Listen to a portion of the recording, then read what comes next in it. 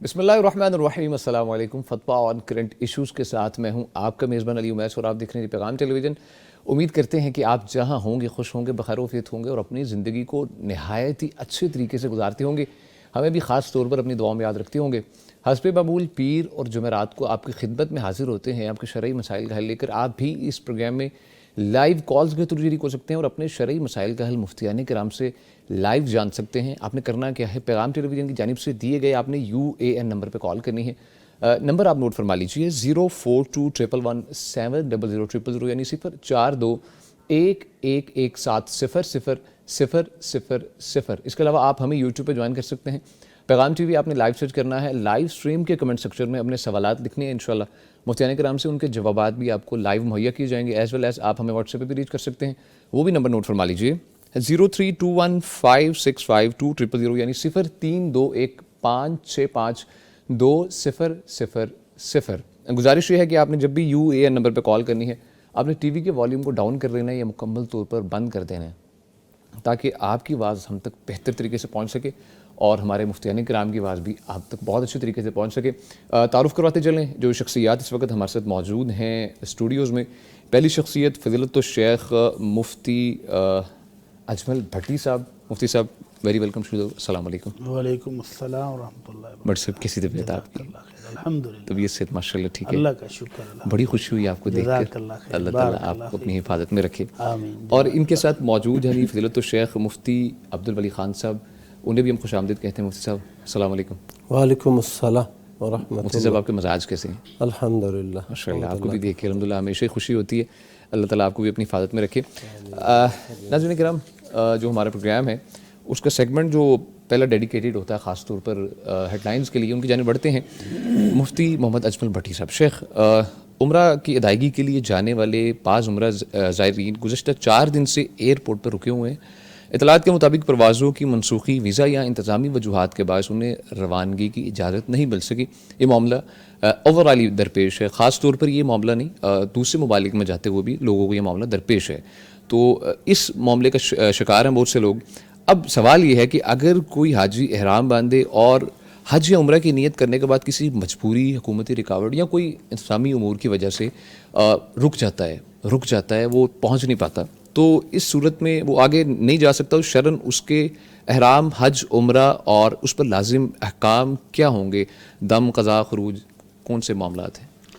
بسم اللہ الرحمن الرحیم، الحمدللہ رب العالمین، والصلاة والسلام علی اشرف الانبیاء والمرسلین، اما بعد۔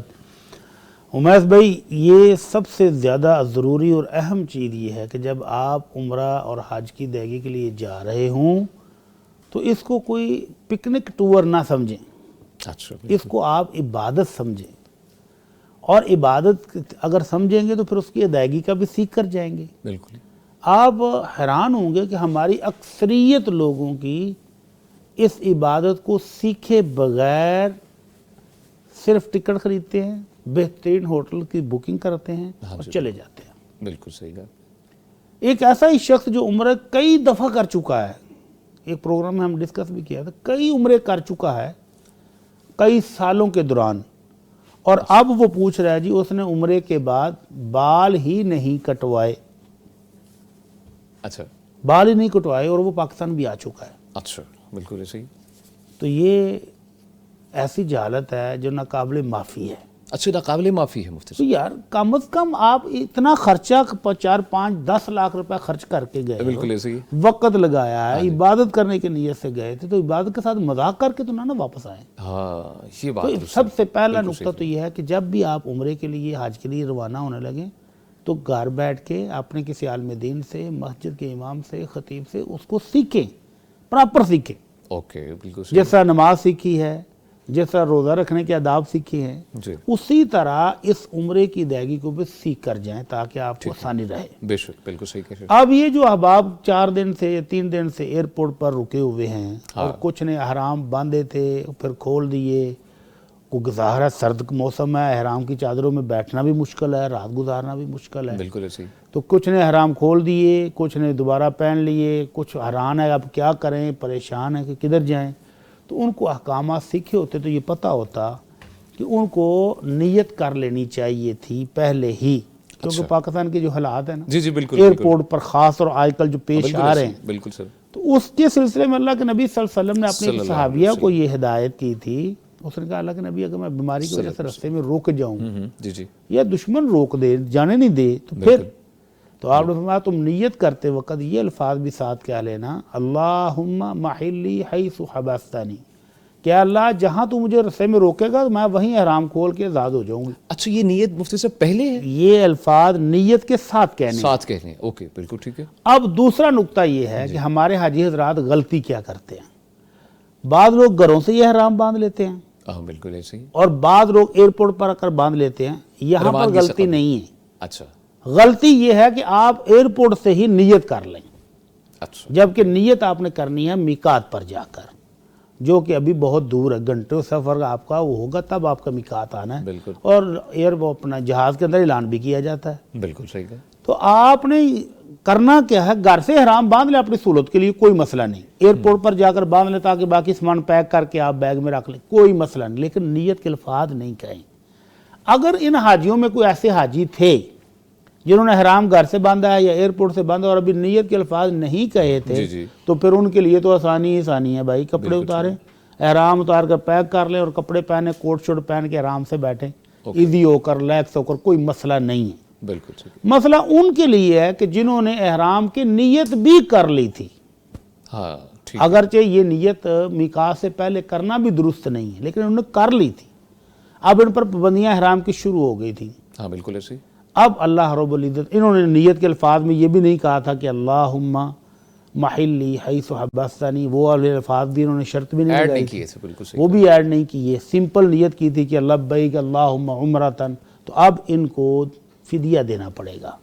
فدیہ کیا ہے؟ غلطی کی وجہ سے مفتی صاحب. ہاں جی، علم میں نیت کمی نہیں کی، نیت کر لی ہے، اب احرام کھولنا پڑ گیا ہے، بالکل ایسے ہی. اتار دیا ہے احرام، سادہ کپڑے پہن لیے ہیں، اب عمرے کے لیے پتہ نہیں کب جانا نصیب ہوگا. بالکل. تو اس حالت میں ان کو فدیہ دینا پڑے گا جب بھی مکہ پہنچیں گے. تو وہ فدیہ کیا ہے؟ حضرت کعب بن عجرہ رضی اللہ تعالی عنہ کہتے ہیں کہ دوران سفر میرے سر میں جوئیں پڑ گئیں، اور اتنی شدید پڑ گئیں. لمبے لمبے سفر ہوتے تھے، کئی دنوں کے، کئی ہفتوں کے. اور ایسے ایئر پلین والے سفر بھی ہاں سفر بھی نہیں تھے. جی بالکل. اور گرد و غبار پڑ کے سر پہ، تو وہ جوئیں پڑ گئیں. کہتی ہیں وہ اتنے میرے چہرے کے اوپر گر رہی تھی. جب اللہ کے نبی صلی اللہ علیہ وسلم نے مجھے دیکھا تو اللہ کے نبی نے باقاعدہ پوچھا ایؤذیک حوامک، کیا کعب تمہیں یہ جمعیں تنگ تو نہیں کر رہی؟ اللہ کے نبی بڑی تکلیف دے رہی ہیں، پورے جسم میں پھیلی ہوئی ہے. تو آپ نے فرمایا پھر تم ابھی بال اپنے کٹوا لو، منڈوا دو، جمعوں سے خلاصی لے لو، لیکن اس کے بدلے میں تمہیں فدیہ دینا پڑے گا. تو اللہ تعالیٰ نے آیت نازل فرما دی، فَمَنْ كَانَ مِنْكُمْ مَرِيضًا أَوْ بِهِ أَذًى مِنْ رَأْسِهِ فَفِدْيَةٌ مِنْ صِيَامٍ أَوْ صَدَقَةٍ أَوْ نُسُكٍ، کہ جو بندہ بیمار ہو جائے اور احرام کھولنے کی ضرورت پڑ جائے، یا اس کے سر میں کوئی تکلیف ہوگی، بال کٹانے کی نوبت آ جائے، تو احرام کی پابندیوں سے نکلنے کے لیے اس کو فدیہ دینا ہے. یا تو وہ فدیہ ہی دینا ہے، یا تو 3 روزے رکھ لے، یہ بھی فدیہ کی قسم. اچھا یہ بھی آپشن ہے مفتی صاحب؟ 3 آپشن اللہ نے دیے، سہولت ہی سہولت ہے. سبحان اللہ سبحان اللہ. پہلا آپشن یہ ہے کہ 3 روزے رکھ لے. اوکے بالکل ٹھیک ہے. دوسرا ہر جو بھی اس کے اندر یہ تقسیم نہیں ہے نا شیخ کے کوئی امیر غریب؟ نہیں کوئی نہیں. اچھا اللہ تعالیٰ نے سہولت دی ہے. سبحان اللہ. تو سہولت کے لیے 3 روزے رکھ لے، ٹھیک ہے. یا وہ 6 مسکینوں کو کھانا کھلا دے. ہاں بالکل ٹھیک ہے. 6 مسکینوں کو کھانا بھی نہیں کھلا سکتا تو ایک قربانی کر لے. اب ان 3 آپشن میں سے جو اس کو آسان لگے وہ کر سکتا ہے. تو اب ان حاجیوں کے لیے جو یہاں پر احرام کھول بیٹھے ہیں، ان کو ان تینوں میں سے کوئی ایک آپشن اختیار کرنا پڑے گا جب وہ عمرے کے لیے جائیں گے. ٹھیک ہے، بہت شکریہ. جی شیخ آپ کچھ فرمانا چاہ رہے ہیں؟ بات ایسے ہی ہے جیسے کہ شیخ صاحب نے جی بیان فرمائی. جی صرف اتنی وضاحت نا، وہ قرآن مجید کی جو آیت ہے مجھے ابھی ذہن میں وہ بات آئی، فَإِنْ أُحْصِرْتُمْ فَمَا اسْتَيْسَرَ مِنَ الْهَدْيِ. اچھا ٹھیک ہاں جی، اگر تم یعنی روک دیے جاؤ دشمن کی وجہ سے یا کسی بھی وجہ سے روک دیے جاؤ، فَمَا اسْتَيْسَرَ مِنَ الْهَدْيِ، تو پھر ہدی ہے.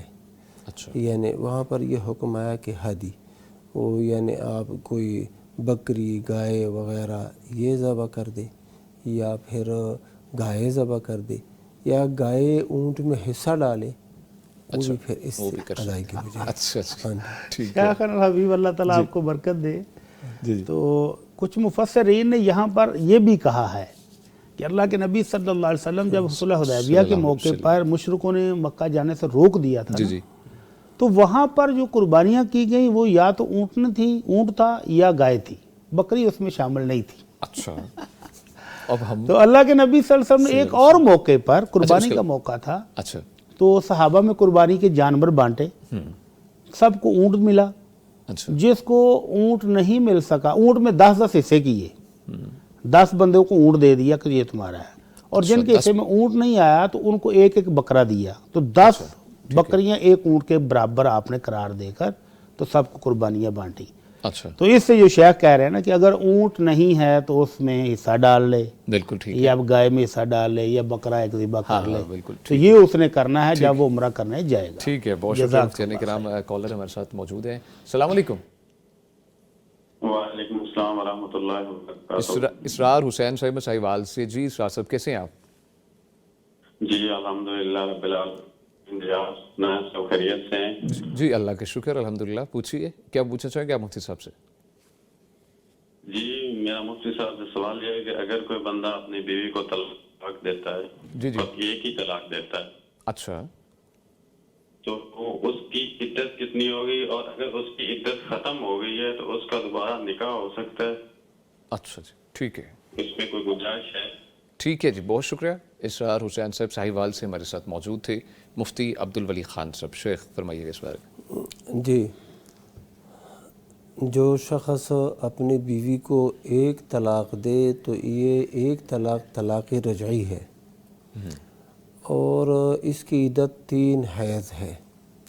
3 حیض کا مطلب یہ ہے کہ اس عورت کو اس طلاق کے بعد 3 بار مینسز آئیں ٹھیک ہے تو پھر اس کی عدت مکمل ہو جائے گی، یہ آزاد ہو جائے گی، اور جہاں چاہے پھر وہ نکاح کر سکتی ہے.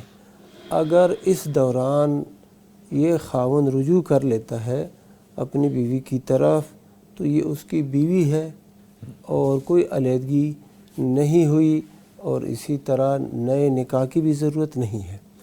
اور اگر عدت مکمل ہو گئی ہے اور اس نے طلاق دی ہے ایک، تو عدت مکمل ہونے کے بعد دوبارہ یہ آپس میں نکاح کر سکتے ہیں. نکاح بھی نیا ہی ہے، مہر بھی نیا ہوگا، اچھا اور سارے معاملات، یعنی کہ نئے سرے سے یہ سلسلہ نکاح کا چلے گا. تو جواز ہے. بالکل ٹھیک ہے. اچھا مفتی صاحب کیونکہ طلاق دے چکے ہیں تو ایک طلاق ہے، اب دوبارہ سے جب نکاح کرنا ہے، پہلا جو حق مہر وغیرہ تھا وہ خاتون کو لٹانے کے بعد نیا نکاح کرے گا؟ وہ تو جب جیسی طلاق ہو گئی اور عدت مکمل ہو گئی ہے، ہاں بالکل پھر تو وہ پہلا جو مہر ہے وہ دینا اس پہ لازم تھا. اگر دے دیا ہے تو وہ اسی عورت کا حق ہے. ٹھیک ہے. جب نیا نکاح کریں گے تو مہر بھی نیا ہی ہوگا. اور اگر عدت کے اندر اس نے رجوع کر لیا ہے تو اب نئے مہر کی ضرورت نہیں ہے، نیا نکاح بھی نہیں ہوگا، بس وہ رجوع ہی سے کام چل جائے گا. ٹھیک ہے. مفتی اجمل بھٹی صاحب. شیخ اس بارے میں فرمائیے گا. یہ بڑا بندہ سمجھدار ہے کہ جس نے طلاق بوقت ضرورت دی ہے اور دی بھی ایک ہی ہے اور صحیح کام کیا ہے، سنت کے مطابق کیا ہے. ٹھیک ہے. اللہ رب العزت فرماتے ہیں الطلاق مرتان، مرد کو 2 مرتبہ اس طلاق کا حق ہے جس کے بعد وہ صلح کر سکتا ہے، رجوع کر سکتا ہے، بیوی کو بغیر نکاح کے گھر لا سکتا ہے، اور اگر عدت گزر جائے تو نکاح کر کے لا سکتا ہے. تو یہ 2 حق اس کو تھے. تو یہ بہت سمجھدار آدمی ہے کہ جس نے اپنا یہ ایک ہی حق استعمال کیا ہے، اور جس طرح ہمارے جاہل معاشرے میں 3 دفعہ اکٹھے کر دیتے ہیں وہ نہیں کیا ہے. ہاں بالکل صحیح فرمایا. تو یہ بہت اچھا ہے. اچھا اللہ تعالیٰ یہ سمجھداری سب کو دے کہ جب کبھی ضرورت، شدید ضرورت پڑ جائے. شدید سے شیخ کیا مراد ہے؟ شدید سے یہ ہے کہ یہ طلاق آخری آپشن ہے، پہلا نہیں ہے. ہاں یہ ہمارے ہاں لڑائی ہوتے ہی سب سے پہلا جو فائر چلایا جاتا ہے نا وہ طلاق طلاق طلاق. تو یہ نہیں ہے. اللہ رب العزت نے اس سے پہلے کہا فَعِذُوهُنَّ، بیویوں کے چپکلش ہو جائے، حالات بگڑ جائیں، صلح سوالی نہیں رہ گئی تو ٹیبل ٹاک کریں. پہلے یہ سب سے پہلا آپشن، مسائل کو سارٹ آؤٹ کریں، ان کو حل کرنے کی کوشش کریں، کوئی حل نکالنے کی کوشش کریں. ہاں بالکل. اگر یہ نکل آتا ہے، پہلا مرلہ یہیں پر ہے. اگر سمجھدار میاں بیوی بھی ہوں تو یہاں پر بات ختم ہو جاتی ہے. بیوی کو شکوہ آتا ہے، خامد سنتا نہیں ہے، خامد بیٹھ جائے، لو بھی سناؤ. بالکل تو وہ غصہ نکل جائے گا, رنج نکل جائے گا, بغض نکل جائے گا, تو بس ٹھیک ہو جائے گا معاملات. سب سے پہلا آپشن ٹیبل ٹاک. پہلا آپشن یہ ہے. اگر یہاں پر حل نہیں ہوتے جی وَاهْجُرُوهُنَّ فِي الْمَضَاجِعِ, اگلا مسئلہ ہے کہ بیوی اگر اور بد مزاج ہو گئی ہے تو اس کو بیڈ روم سے نکال دو. اچھا, ابھی بھی طلاق کی طرف نہیں ہے؟ ابھی طلاق کی طرف نہیں ہے. جی بیڈ روم سے لدا کرنا ہے اس کو کہ بھائی دوسرے کمرے میں جا کر سو جو, میرے کمرے میں نہیں آنا. اگر مومن عورت ہوگی تو اس کے لیے یہ سزا بہت سخت ہے کہ وہ بیوی بچوں اپنے خامد اور بچوں سے دور ہو جائے. اللہ اکبر. سمجھ جائے گی کہ یہ میرے لیے سزا ہے. بالکل. اور اگر وہ اس سزا کو بھی ایزی فیل کرتی ہے, انجوائے کرتی ہے, جی جی تو پھر تیسرا آپشن ہے وَاضْرِبُوهُنَّ, ہلکی پھلکی ڈانٹ ڈپٹ بھی کرو. اچھا ایسی مار نہیں مارنی جیسے اس کی ہڈی ٹوٹ جائے, زخم بن جائیں, لیکن تھوڑی بہت اس کو جو ڈانٹ ڈپٹ کرنی چاہیے تاکہ وہ راہ راست پر آ جائے. یہ تیسرا آپشن ہے. چوتھا آپشن اگر تیسرا بھی کارگر ثابت نہیں ہوتا فَبَعْثُوا حَكَمًا مِنْ أَهْلِهِ وَحَكَمًا مِنْ أَهْلِهَا, پھر چوتھا آپشن یہ ہے کہ ایک بزرگ مرد کے خاندان سے ایک عورت کے خاندان سے دونوں کے پاس بھیجو, جو ان کو بٹھائیں, ان کو سنیں, ٹھیک ہے, کچھ ڈانٹ ڈپٹ کریں, کچھ سرزنش کریں, کچھ تھوڑی سی جھڑکیں ان کو کہ کیا کر رہے ہو, بچے رل جائیں گے, خاندان تباہ کر رہے ہو, کیا کر رہے ہو. تو یہ بزرگ ان کو جا کر سمجھائیں گے. اگر وہ سمجھیں کہ نہیں بھائی یہ حالات بہت آگے نکل چکے ہیں, اب واپسی نہیں ممکن, اب واپسی نہیں ہے, تو پھر ہے یہ بزرگ طلاق کرا دیں. ایک ہاں یہ بھی ایک کرا دیں. جی اور ایک مفتی صاحب بڑا مزیدار واقعہ ہے کہ ایک طلاق اگر ہوئی ہو جی جی تو ہو جاتا نا کہ 6 مہینے سال کے بعد رشتہ دار پڑھتے ہو, یار تمہارے بچے ہیں چھوٹے چھوٹے, کیا کر رہے ہو, دونوں طرفوں کو آ جا کے سمجھا کے صلح کرا دیتے ہیں. بالکل صحیح ہے. تو یہاں پاکستان میں ایک واقعہ ایسا بھی آیا ہے کہ صلح نہیں ہوئی. کتنا طویل عرصہ صلح نہیں ہوئی؟ کتنا شے؟ 50 سال. اللہ 50 سال 50 سال ان دونوں کی صلح نہیں ہوئی. بیوی کو اکسانے والے بھی بہت تھے اور بزرگوں کو بھی اکسانے والے, دونوں ینگ تھے جب شادی ہوئی. دونوں کو بڑکانے والے, اکسانے والے, آگ لگانے والے, گھر توڑنے والے بہت ہوتے ہیں. ایک موقع ایسا آیا کہ جب دونوں کے وہ صفایا ہو گیا, سبحان اللہ, تو پھر ایک جنازے پر ان کی محلے داروں نے صلح کرا دی. اللہ 50 سال کے بعد. 50 سال کا. تو یہ فائدہ ہے کہ اگر سنت کے مطابق ایک طلاق دی ہو جی, یا طلاق نہیں دی, ان بزرگوں نے طلاق نہیں دی تھی, ایسے ناراض تھے, ویسے ناراضگی تھی, اس میں ناراضگی تھی, طلاق بھی نہیں دی. اچھا 50 سال ایسے ہی لڑے رہے. سال کی ناراضگی, تو لڑے رہے لیکن بالآخر ان 50 سال کے بعد صلح ہو گئی اور دونوں بزرگ اکٹھے ہو گئے مزے سے کام. سبحان اللہ. تو اسی طرح اگر کسی نے طلاق ایک ہی دی ہو تو ان کے دوبارہ گنجائش نکاح ہو جائے گا. ہاں بالکل بڑا پرسکون لگا. ہاں بالکل بالکل شیخ. تو اس لیے یہ طلاق کو پہلا آپشن سمجھنا ہی سب سے بڑی غلطی ہے. مفتی صاحب بہت شکریہ, تھینک یو سو مچ. مفتی اجمل بھٹی صاحب شیخ ہمارے ساتھ موجود ہیں. کالر السلام علیکم. جی وعلیکم السلام. جی نذیر احمد صاحب اکاڑا سے ہیں. جی نذیر صاحب کیسے ہیں آپ؟ جی الحمدللہ. جی آپ سب ٹھیک ہیں؟ جی خدا جی ہمیشہ خوش رکھے گی. آمین آمین, جزاک اللہ, بہت شکریہ. نذیر صاحب پوچھیے. جی سر سوال پوچھنے سے کہ چھوٹے چھوٹے 2 سوال ہے. جی جی پہلا سوال سر یہ ہے کہ درود پاک پڑھ جاتے ہیں جو ہم مختصر درود پاک پڑھتے ہیں, جی درود ابراہیمی بھی دوسرے بھی, جی جی تو ان کو درود پاک کو پڑھنے کے بعد جی ان کو بخشا جاتا ہے حضور کو صلی اللہ علیہ وسلم کو, یا خالص کیا جاتا ہے, یا ویسے ہی بس صدق اللہ العظیم کہہ کے اس کو بس کر دیا جاتا ہے؟ اچھا ٹھیک ہے. تو دوسرا سوال سر رجب کے مہینے کے بارے میں تھا کہ یہ جو یہ اللہ کا مہینہ ہے تو اس کے بارے میں کوئی خصوصی وظیفہ رجب کے مہینے کا ہے؟ ٹھیک ہے ٹھیک ہے جی, بہت شکریہ. نذیر احمد صاحب اکاڑا سے ہمارے ساتھ موجود تھے. مفتی اجمل بھٹی صاحب شیخ 2 سوال ہیں, بڑے امپورٹنٹ سوال ہیں. پہلا سوال تو یہ ہے کہ دروشی پڑھیں, محبت سے پڑھیں, احترام کے ساتھ پڑھیں, اللہ کا حکم سمجھتے ہوئے پڑھیں, جب تک دل کرے پڑھیں. اور پڑھنے کے بعد صدق اللہ العظیم کہنے کی ضرورت نہیں ہے. صدق اللہ العظیم تلاوت کے بعد عموماً قراء حضرات کے ہاں کہا جاتا ہے, حالانکہ وہ اس کو بھی کچھ علماء کرام نے کہا کہ نہ کہا جائے. اچھا ٹھیک ہے. اللہ کے کلام سچی ہی ہے. صدق اللہ العظیم کا مطلب کیا ہے کہ اللہ عظمت والے نے سچ فرمایا ہے. اچھا تو اللہ کی کلام سچی ہی ہے, آپ کے کہنے کی ضرورت ہی نہیں ہے, تلاوت کے بعد بھی ضرورت ہی نہیں ہے. اچھا ٹھیک ہے. اللہ کا کلام پورے کا پورا سچا ہے, کامل اکمل ہے, کوئی اس میں شک نہیں ہے, تو اس لیے ضرورت نہیں ہے کہنے کی. تو روشی پڑھنے کے بعد صدق اللہ العظیم کہنے کی تو بالکل بھی قطعاً ضرورت نہیں ہے, اور نہیں کہنا چاہیے. جو آپ نے پڑھا ہے وہ فرشتے ما یلفظ من قول الا لدیہ رقیب عتید, آپ زبان بعد میں لاتے ہیں, لکھنے والا پہلے ریڈی بیٹھا ہوا ہے, وہ لکھ رہا ہے. بے شک. تو وہ فرشتہ لکھ رہا ہے آپ کا. سبحان اللہ. آپ کو ہدیہ کرنا, پہنچانا, بھیجنا ضرورت ہی نہیں ہے. کیا آپ کو کوئی پارسل کوئی ٹی سی ایس کرنے کی ضرورت نہیں ہے. اللہ جو آپ نے پڑھا ہے وہ اللہ کے ہاں خود بخود پہنچ جائے گا. فرشتوں کی ڈیوٹی لگی ہوئی ہے, وہ اللہ کے نبی صلی اللہ علیہ وسلم کی خدمت میں پیش کر دیتے ہیں, صلی اللہ علیہ وسلم. آٹومیٹک ہو جاتا ہے. یہ آٹومیٹک سسٹم ہے.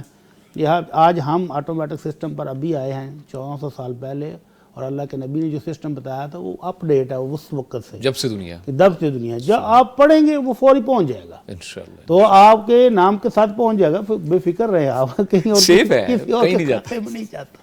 جی بالکل. تو اس لیے ایسے تکلفات کی قطعاً ضرورت نہیں. آپ پوری محبت کے ساتھ, عقیدت کے ساتھ, پیار کے ساتھ دروشی پڑھیں اور دل لگا کے پڑھیں, جتنا پڑھا جا سکتا ہے پڑھتے رہیں. جی دوسرا سوال ہے, رجب کا مہینہ اللہ کا مہینہ ہے, رجب کے مہینے کے اندر اللہ سے ڈرنا چاہیے.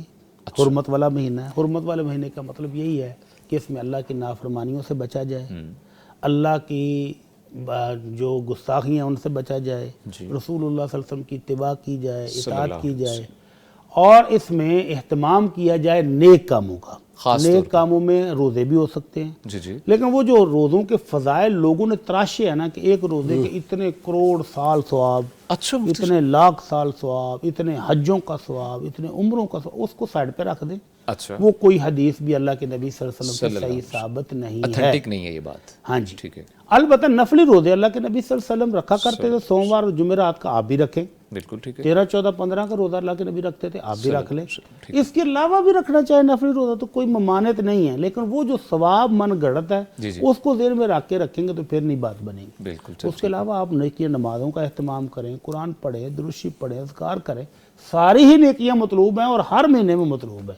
ہر وقت. تو اس مہینے کا کوئی خاص وظیفہ جیسے لوگوں نے بنائے ہوئے ہیں, رجب میں یہ پڑھیں, شعبان میں یہ پڑھیں, رمضان میں یہ پڑھیں, تو ویسا کوئی بھی خاص وظیفہ نہیں ہے. اچھا شیخ مجھے بتائیے گا, جیسے فرما رہے تھے کہ رجب کا مہینے کو اللہ کا مہینہ کہا جاتا ہے, سچ کوئی بات ہے, کوئی حدیث میں موجود؟ جواب دیں گے آپ. شیخ مفتی عبدالولی خان صاحب فرمائیے گا. جو اللہ کا مہینہ ہے حدیث میں تو آتا ہے, یہ محرم کے بارے میں آیا ہے. اچھا ٹھیک ہے. جو افضل الصیام بعد رمضان شہر اللہ المحرم, اللہ کے مہینے محرم کے روزے رمضان کے روزوں کے بعد افضل روزے ہیں. تو یہ اللہ کا مہینے ویسے سارے اللہ کی ہیں, تو تشریف اور تکریم کے لیے ایک چیز کی اضافت ہوتی ہے, تو وہ ہے محرم کے مہینے کے بارے میں آیا ہے. رجب کا مہینہ وہ 4 حرمت والے جو مہینے ہیں, ان 4 حرمت والے مہینوں میں سے ایک یہ ہے. ایک یہ حرمت والے مہینوں میں ذوالقعدہ, ذوالحجہ اور محرم, اور ایک مہینہ ان میں سے رجب ہے. رجب ہے. ٹھیک ہے ٹھیک ہے جی, بہت شکریہ مفتی عبدالولی خان صاحب. شیخ سوالات کی جانب بڑھتے ہیں جو ہمیں واٹس ایپ پہ ریسیو ہوئے ہیں. پوچھا گیا ہے کہ کیا ایسے شخص کو زکوٰۃ دی جا سکتی ہے جس کے پاس بظاہر مال نصاب موجود ہے مگر وہ رقم وقتی طور پر قرض یا کاروبار میں پھنس جانے کی وجہ سے استعمال کے قابل نہیں؟ یہ شخص تو پھر جب مقروض ہے تو صاحب نصاب نہیں ہے. نہیں, اس نے قرض دیا ہوا ہے. جی اچھا, اس کی رقم قرض میں پھنس گئی ہے. اگر اس کی رقم کسی کے پاس قرض ہے تو یہ صاحب نصاب ہے, اس کو زکوٰۃ دینا نہیں ہے صحیح. نہیں صحیح, کیونکہ مالدار ہے. نہیں, لیکن اس شخص کے پاس مال موجود ہے اس شکل میں کہ اس کی رقم اس نے لوگوں کو قرضہ دیا وہ شیخ, اور وہ رقم اتنی ہے کہ اس پر زکوٰۃ بنتی ہے, لیکن اس کے پاس شیخ موجود نہیں. اس کے پاس کچھ نہیں ہے اس وقت. بالکل. کچھ رقم تجارت میں لگا دی ہے, کچھ لوگوں کو قرض دے دیا ہے, ہوتا ہی ہے اپنی جیب میں کچھ نہیں. جی جی, بزنس میں وہ رقم اتنی ہے کہ وہ نصاب تک پہنچتی ہے. جی, بزنس میں یہ ہوتا ہے کہ آپ بہت زیادہ رقوم جو ہے نا وہ بیچتے ہیں اور وہ آپ کے استعمال میں نہیں رہتے. جی, مسئلہ یہ ہے کہ جو شخص کسی کو قرض پیسے دیتا ہے, یہ پیسے اسی کے ہیں اور قرض کی وجہ سے اس کو ثواب مل رہا ہے, اور اسی طرح اگر یہ دین ہے تجارت کی وجہ سے کسی کے اوپر اس کا قرضہ آ گیا ہے, تو اب بھی یہ غنی ہے, صاحب نصاب ہے, اور یہ جو ہے نا اس کی زکوٰۃ ادا کرے. جہاں سے بھی یہ پیسے جو زکوٰۃ کی ادائیگی کے لیے ہیں وہ لے لے اور زکوٰۃ ادا کرے. یہ نہیں ہے کہ اب اس کے لیے معافی ہے, چونکہ یہ باقاعدہ اس کا پیسہ موجود ہے اور وہ کسی کے پاس ہے تو صاحب نصاب ہے, مالدار ہے. مالدار ہے. تو اگر اس سال نہیں دے سکا तो अगले साल तक दे दे, अच्छा देनी पड़ेगी। तो शेख जैसे शेख ने कहा ना, माफी नहीं है, जी शेख अगले साल यानी अगले साल रमजान में अगर उस पर ज़कात फर्ज हो रही है जी तो रमजान में नहीं दे सका तो अगले महीने दे दे, अच्छा शवाल में दे दे, जुल्कादा में दे दे, जुलहज्जा में दे दे, मुहर्रम में दे दे, जब उसके पास वसाइल आ जाए उस वक्त अदायगी कर दे। थोड़ी थोड़ी सी ना अदायगी करता रहे ना। हाँ जी, अच्छा अपने लिए भी कुछ खाने पीने के लिए भी तो निकालता पैसे तो लेगा। है बिल्कुल ऐसे ही। हाँ जी, तो ऐसे ही यहाँ से भी थोड़ा थोड़ा करके अल्लाह का हक भी अदा करे। अल्लाह का हक अदा करिए। और ज्यादा नहीं है, 1 लाख के पीछे 2,500 है बस सिर्फ और सिर्फ। ठीक है जी, हाँ, बहुत इतनी शुक्रिया। तो लंबी चौड़ी नहीं है। इंशाल्लाह ठीक है सर, बहुत शुक्रिया मुफ्ती साहब। नाज़रीन किराम, इंशाल्लाह गुफ्तगू का सिलसिला आगे बढ़ाएंगे, हमारे साथ रहिएगा। वेलकम बैक जी, आपको आपके अपने प्रोग्राम फतवा ऑन करंट इशूज़ में दोबारा से खुशामदीद कहते हैं। और आपका अपना प्रोग्राम हम क्यों कहते हैं, उसकी रीज़न है। रीज़न ये है कि हम आपकी खिदमत में हाजिर होते हैं आपकी शरई मसाइल का हल लेकर, और आप अपने कॉल्स, अपने सवालात कॉल्स की तरह पूछ सकते हैं, मुफ्तियान कराम से लाइव पूछ सकते हैं, ना कि रिकॉर्डेड है, अल्हम्दुलिल्लाह लाइव है। नंबर आप नोट फरमा लीजिए 0421170000, यानी 042111170000। आपने जब कॉल करनी है, गुजारिश ये है UAN नंबर पे आपने अपने टीवी के वॉल्यूम को डाउन कर लेना है या मुकम्मल तौर पर बंद कर लेना है, ताकि आपकी आवाज़ बेहतर तरीके से मुफ्तियान कराम सुन सके, उसका जवाब आपको बेहतर तरीके से डिलीवर कर सकें। इसके अलावा आप हमें यूट्यूब पे भी रीच कर सकते हैं, पैगाम TV आपने लाइव सर्च कीजिए और कमेंट सेक्शन में अपने सवालात लिखिए, मुफ्तियान कराम से उनके जवाबात आपको लाइव मुहैया किए जाएंगे। एज वेल एज आप हमें व्हाट्सएप पे भी रीच कर सकते हैं, नंबर नोट फरमा लीजिए 0321565200, यानी 0321565200। व्हाट्सएप पे जो आप सवाल हमें भेजेंगे वो फ़िलहाल तो हम इंशाल्लाह मुफ्तियान कराम के सामने नहीं रख सकेंगे, लेकिन अपकमिंग प्रोग्राम्स में उनके जवाब आपको मुहैया करेंगे। और कुछ सवाल जो आप चाहें कि आपको पर्सनली वहाँ पर ही दिए जाएं, आप नहीं चाहते पब्लिकली पूछना, तो इंशाल्लाह मुफ्तियान कराम आपको व्हाट्सएप पर ही आपके सवालों के जवाब मुहैया करेंगे। आपकी जानिब से भेजे गए सवालात की जानिब बढ़ेंगे। मुफ्ती अजमल भट्टी साहब, शेख पूछा गया है जी, 1 साल ख़त्म होने पर ज़कात की रकम मुस्तहिक तक ना पहुँच सकी तो तख़ीर का शरई हुक्म क्या है? पहली बात तो ये है कि अगर तो वो इस साल को समझ रहे हैं ना कि दिसंबर एंड हो रहा है तो अब इस पर ज़कात वाजिब हो गई थी तो पहुँचा नहीं सके, तो पहली बात तो ये समझे कि ज़कात का दिसंबर या जनवरी के साथ कोई ताल्लुक नहीं है। अच्छा ठीक है, जिस तरह के ज़कात का रमज़ान या शबान के साथ भी ताल्लुक नहीं है। ठीक है। ज़कात का ताल्लुक है कि आपके पास जो सेविंग आई थी वो किस महीने में किस तारीख को आई अच्छा और कब उस पर साल पूरा हुआ। अच्छा ये है शेख।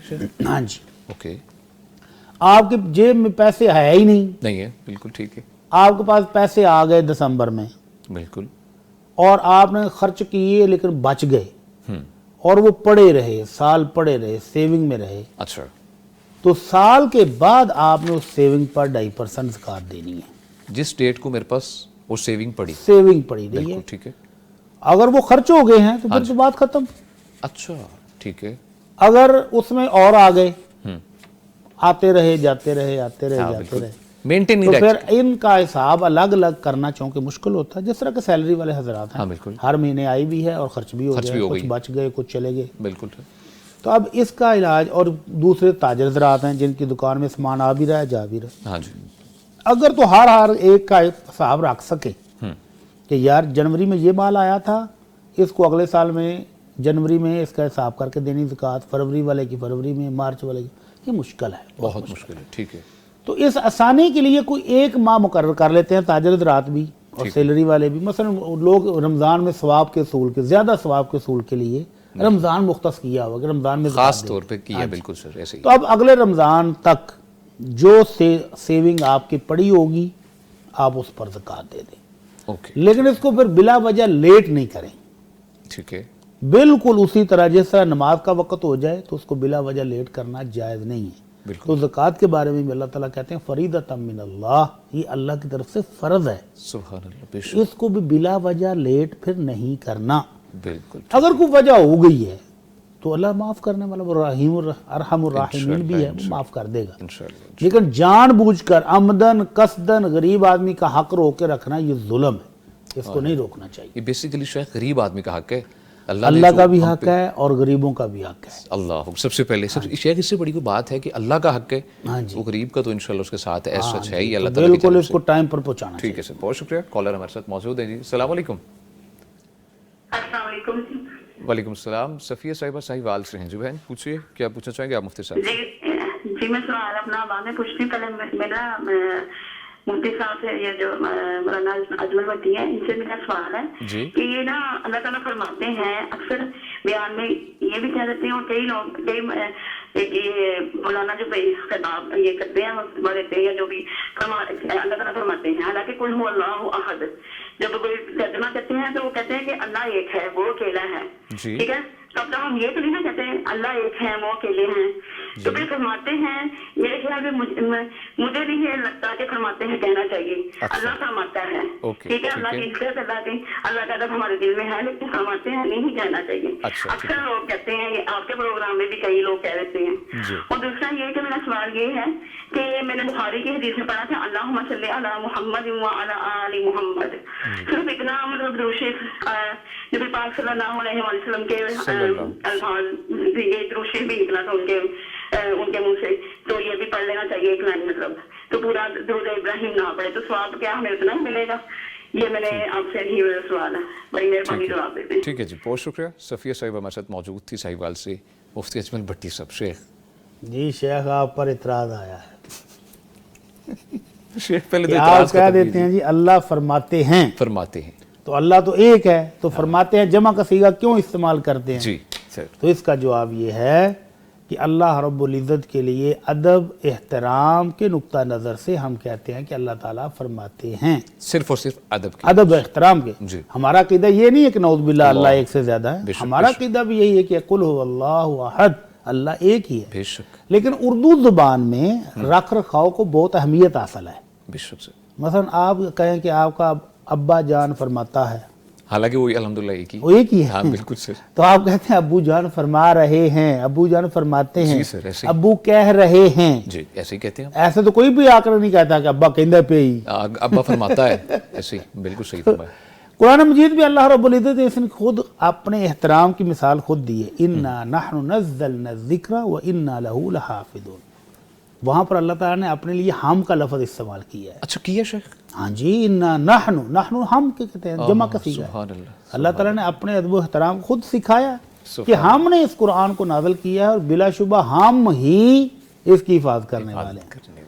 तो इसलिए उर्दू ज़बान में अगर अदब एहतराम के साथ कहा जाए तो कोई हर्ज नहीं है। Sir thank you. और अगर कोई समझता है कि नहीं इसी तरह करना अल्लाह फरमाता है तो वो भी ठीक है, वो भी कह सकते वो हैं। भी ठीक है, कोई उसलूब के लिहाज से वो भी ठीक है। ठीक है सर। लेकिन हम समझते हैं कि अल्लाह का अदब व एहतराम के साथ अल्लाह ताला फरमाते हैं, बेहतरीन एग्जांपल अल्लाह आपने का दी है फरमाने शेख आली है, बेशक। तो ये अदब व एहतराम रखना चाहिए। साहब। इंशाल्लाह जरूर। जो दूसरा सवाल बाकी बयान ने कहा था कि जी अल्लाहुम्मा सल्ली अला मुहम्मद इतना पढ़ूं या पूरा पढ़ूं? सवाब। तो बहन पंजाबी में हम कहते हैं जितना गुड़ पाओगे उतना ही मिठा हो जाएगा। बिल्कुल सर। अगर आप कामिल लफ्ज पढ़ेंगे जितना अल्लाह के नबी सल्लल्लाहु अलैहि वसल्लम ने सिखाया है जी जी। तो यकीनन उसका सवाब ज्यादा ही होगा।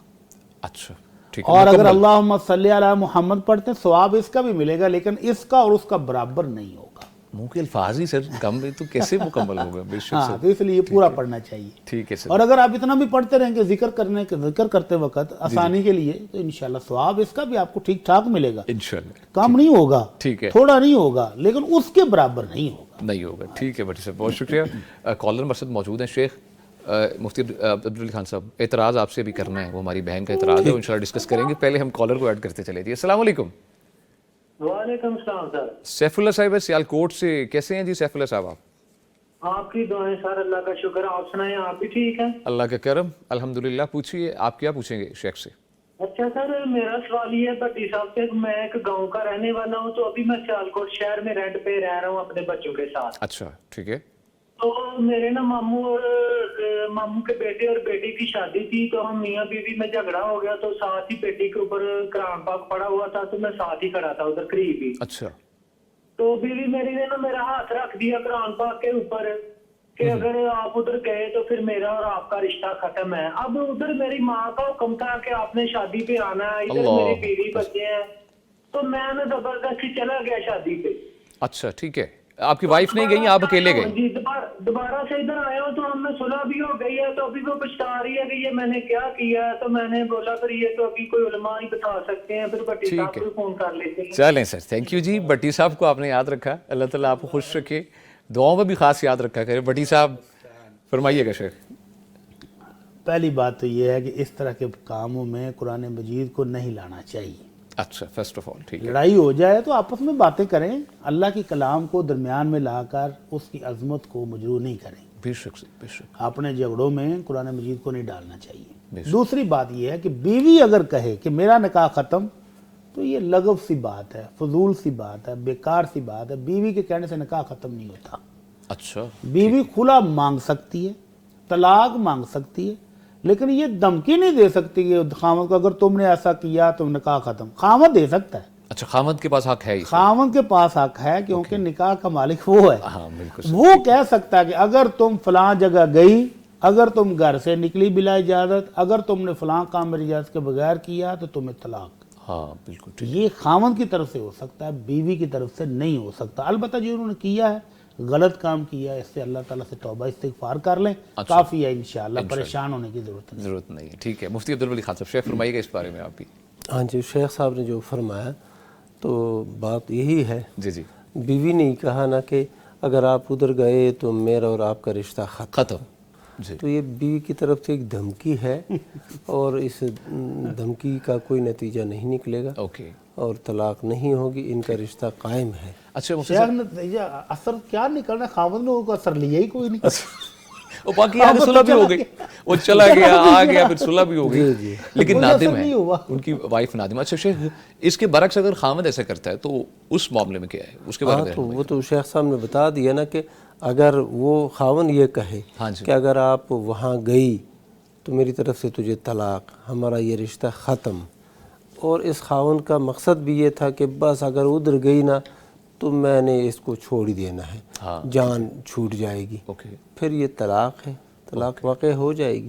اور اگر مطلب اس کا یہ تھا نا کہ یہ نہ جائے, طلاق نہیں دینا چاہتا, صرف اس کو نہ روکنا چاہتا ہے کہ یہ ادھر نہ جائے, پیار اس کے ساتھ ہے اور محبت ہے, طلاق نہیں دینا چاہتا, پھر یہ یمین ہے, یعنی قسم ہے.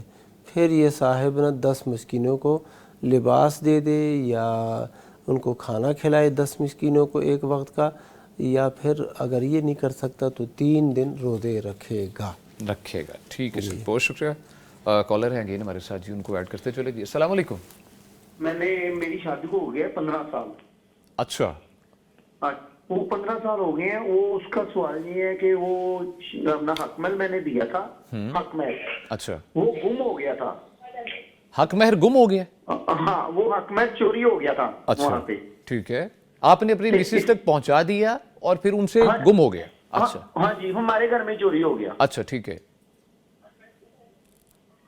ہمارے گھر میں چوری ہو گیا تھا, اسی لیے وہ میں پوچھنا چاہ رہا تھا وہ دوبارہ دینا پڑے گا کہ وہی. اچھا جی ٹھیک ہے, بہت شکریہ. عمر فاروق صاحب لاہور سے ہمارے ساتھ موجود تھے. مفتی عبدالولی خان صاحب, شیخ گم ہو چکا ہے, دوبارہ دینا پڑے گا.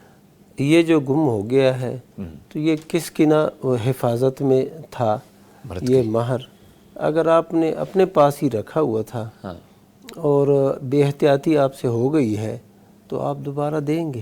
اچھا. اور اگر یہ ہے کہ آپ نے اپنی بیوی کو دے دیا تھا, بیوی نے پھر اپنے جو ہے نا الماری میں اس کو تجوری میں رکھ کے پھر وہ چور آ گئے اور سارا مال لے گئے ہیں, تو پھر آپ کے ذمہ دوبارہ دینا نہیں ہے.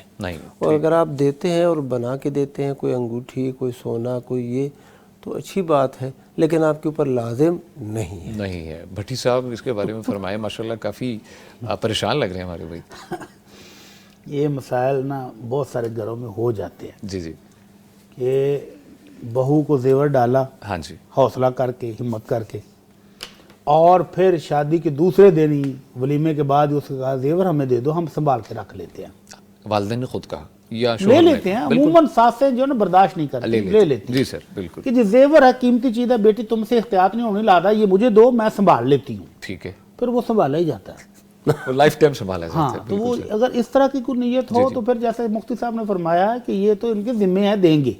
اوکے. اگر بدنیتی شامل ہو, اگر جان بوجھ کے اس کو کہیں آگے پیچھے کیا گیا ہو تو پھر دینا پڑے گا. اور اگر واقعتاً ساس محبت کرنے والی, پیار کرنے والی ماں ہے, اور ماں نے کہا بیٹی تم ابھی نہ سمجھ ہو تو یہ زیور مجھے دے دو, میں سنبھال لیتی ہوں, پھر اتفاق سے کوئی چوری ہوگی, ڈاکہ پڑ گیا, اللہ تعالیٰ سب کو محفوظ رکھے. اگر کوئی ایسا حادثہ ہو گیا ہے تو پھر وہ کوئی ذمہ دار نہیں ہے. نہیں. لیکن پھر مفتی صاحب نے کہا کہ اگر وہ مزید عقل توفیق دی ہوئی ہے ہاں جی تو بیوی کی دل جوئی کے لیے اس کو مزید بنا دے, تو یہ پیار محبت کو بڑھانے والی باتیں ہیں. اللہ تعالیٰ سب تمام جو کپلز ہیں ان میں پیار محبت میں اضافہ کرے. بہت شکریہ. بٹی صاحب پوچھا گیا ہے یونیورسٹی میں بعض اوقات پروجیکٹ مکسڈ گروپس کی شکل میں سونپے جاتے ہیں تو لڑکوں اور لڑکیوں کا ایک ساتھ مل کے کام کرنے کے شرعی ضوابط کیا ہے؟ شرعی یہ آج کے دور کا بہت بڑا فتنہ ہے. اللہ کے نبی صلی اللہ علیہ وسلم نے فرمایا لا یخلون رجل بامرأہ, خبردار کوئی مرد عورت کے ساتھ تنہائی میں نہیں بیٹھے. جب بھی بیٹھیں گے الا کان ثالثہما الشیطان, تیسرا ان کے ساتھ شیطان ہوگا. ایک لڑکا ایک لڑکی. اوکے ٹھیک ہے. ہو جاتا ہے نا, گروپ بنا دیتے ہیں لڑکی اور لڑکی کا, آپ نے مل کے اسائنمنٹ مکمل کرنی ہے, آپ نے ایسے نہ کرنی. تو یہ بہت بڑا فتنہ ہے. اس سے مومن مردوں مومن عورتوں کو حتی الامکان بچنا چاہیے. اچھا اور اگر گروپ کی صورت میں ہو, اگر ایسا ہی صورت ہو تو 8-10 لوگوں کا گروپ ہے تو 8-10 لوگ کٹھے بیٹھیں, 2 تنہائی میں نہ جائیں, اکیلے نہ بیٹھیں. اور اگر سارے مل کے بیٹھے ہیں تو خواتین پردے میں بیٹھیں, ٹھیک ہے, مناسب حجاب لیں وہ اپنا, اور مرد حضرات بھی اپنی نظریں جھکا کے رکھیں, کام سے کام رکھیں اور کام سے زائد کی دلچسپیاں نہ بڑھائیں, گزارا ہو سکتا ہے. شیخ بھٹی صاحب ہوتا یہ ہے کیونکہ یونیورسٹی ایک سائیکل گزرا ہے, یونیورسٹی کے دوران ہوتا یہ گروپس بناتے ہیں, اس کے بعد نمبر ایکسچینج ہوتے ہیں, تو پرسنل چیٹ میں بھی کسی معاملات کے بارے میں پوچھا جاتا ہے. اگر انٹینشنز نہیں ہیں, شرعی قواعد اب ضوابط کیا ہے, قواعد و ضوابط کیا ہیں, ہو چکا ہے, ہم اس معاشرے میں رہ رہے ہیں, اس سے مبرہ نہیں ہے, اب ایک لڑکا ایک لڑکی وہ کرتا ہے, بچتا ہے, بچی بھی بچتی ہے ماشاءاللہ, ان کو کیا اصول اختیار کرنے چاہیے, کیا قوانین ہیں ان کو؟ اللہ رب العزت نے سورہ احزاب کے اندر امہات المومنین سے سوال و جواب کرنے کی ایک خاص تعلیم دی ہے. اچھا جی. فَاسْأَلُوهُنَّ مِنْ وَرَاءِ الْحِجَابِ, کہ امہات المومنین سے اگر کوئی بات پوچھنی ہے تو پردے میں رہ کر پوچھو.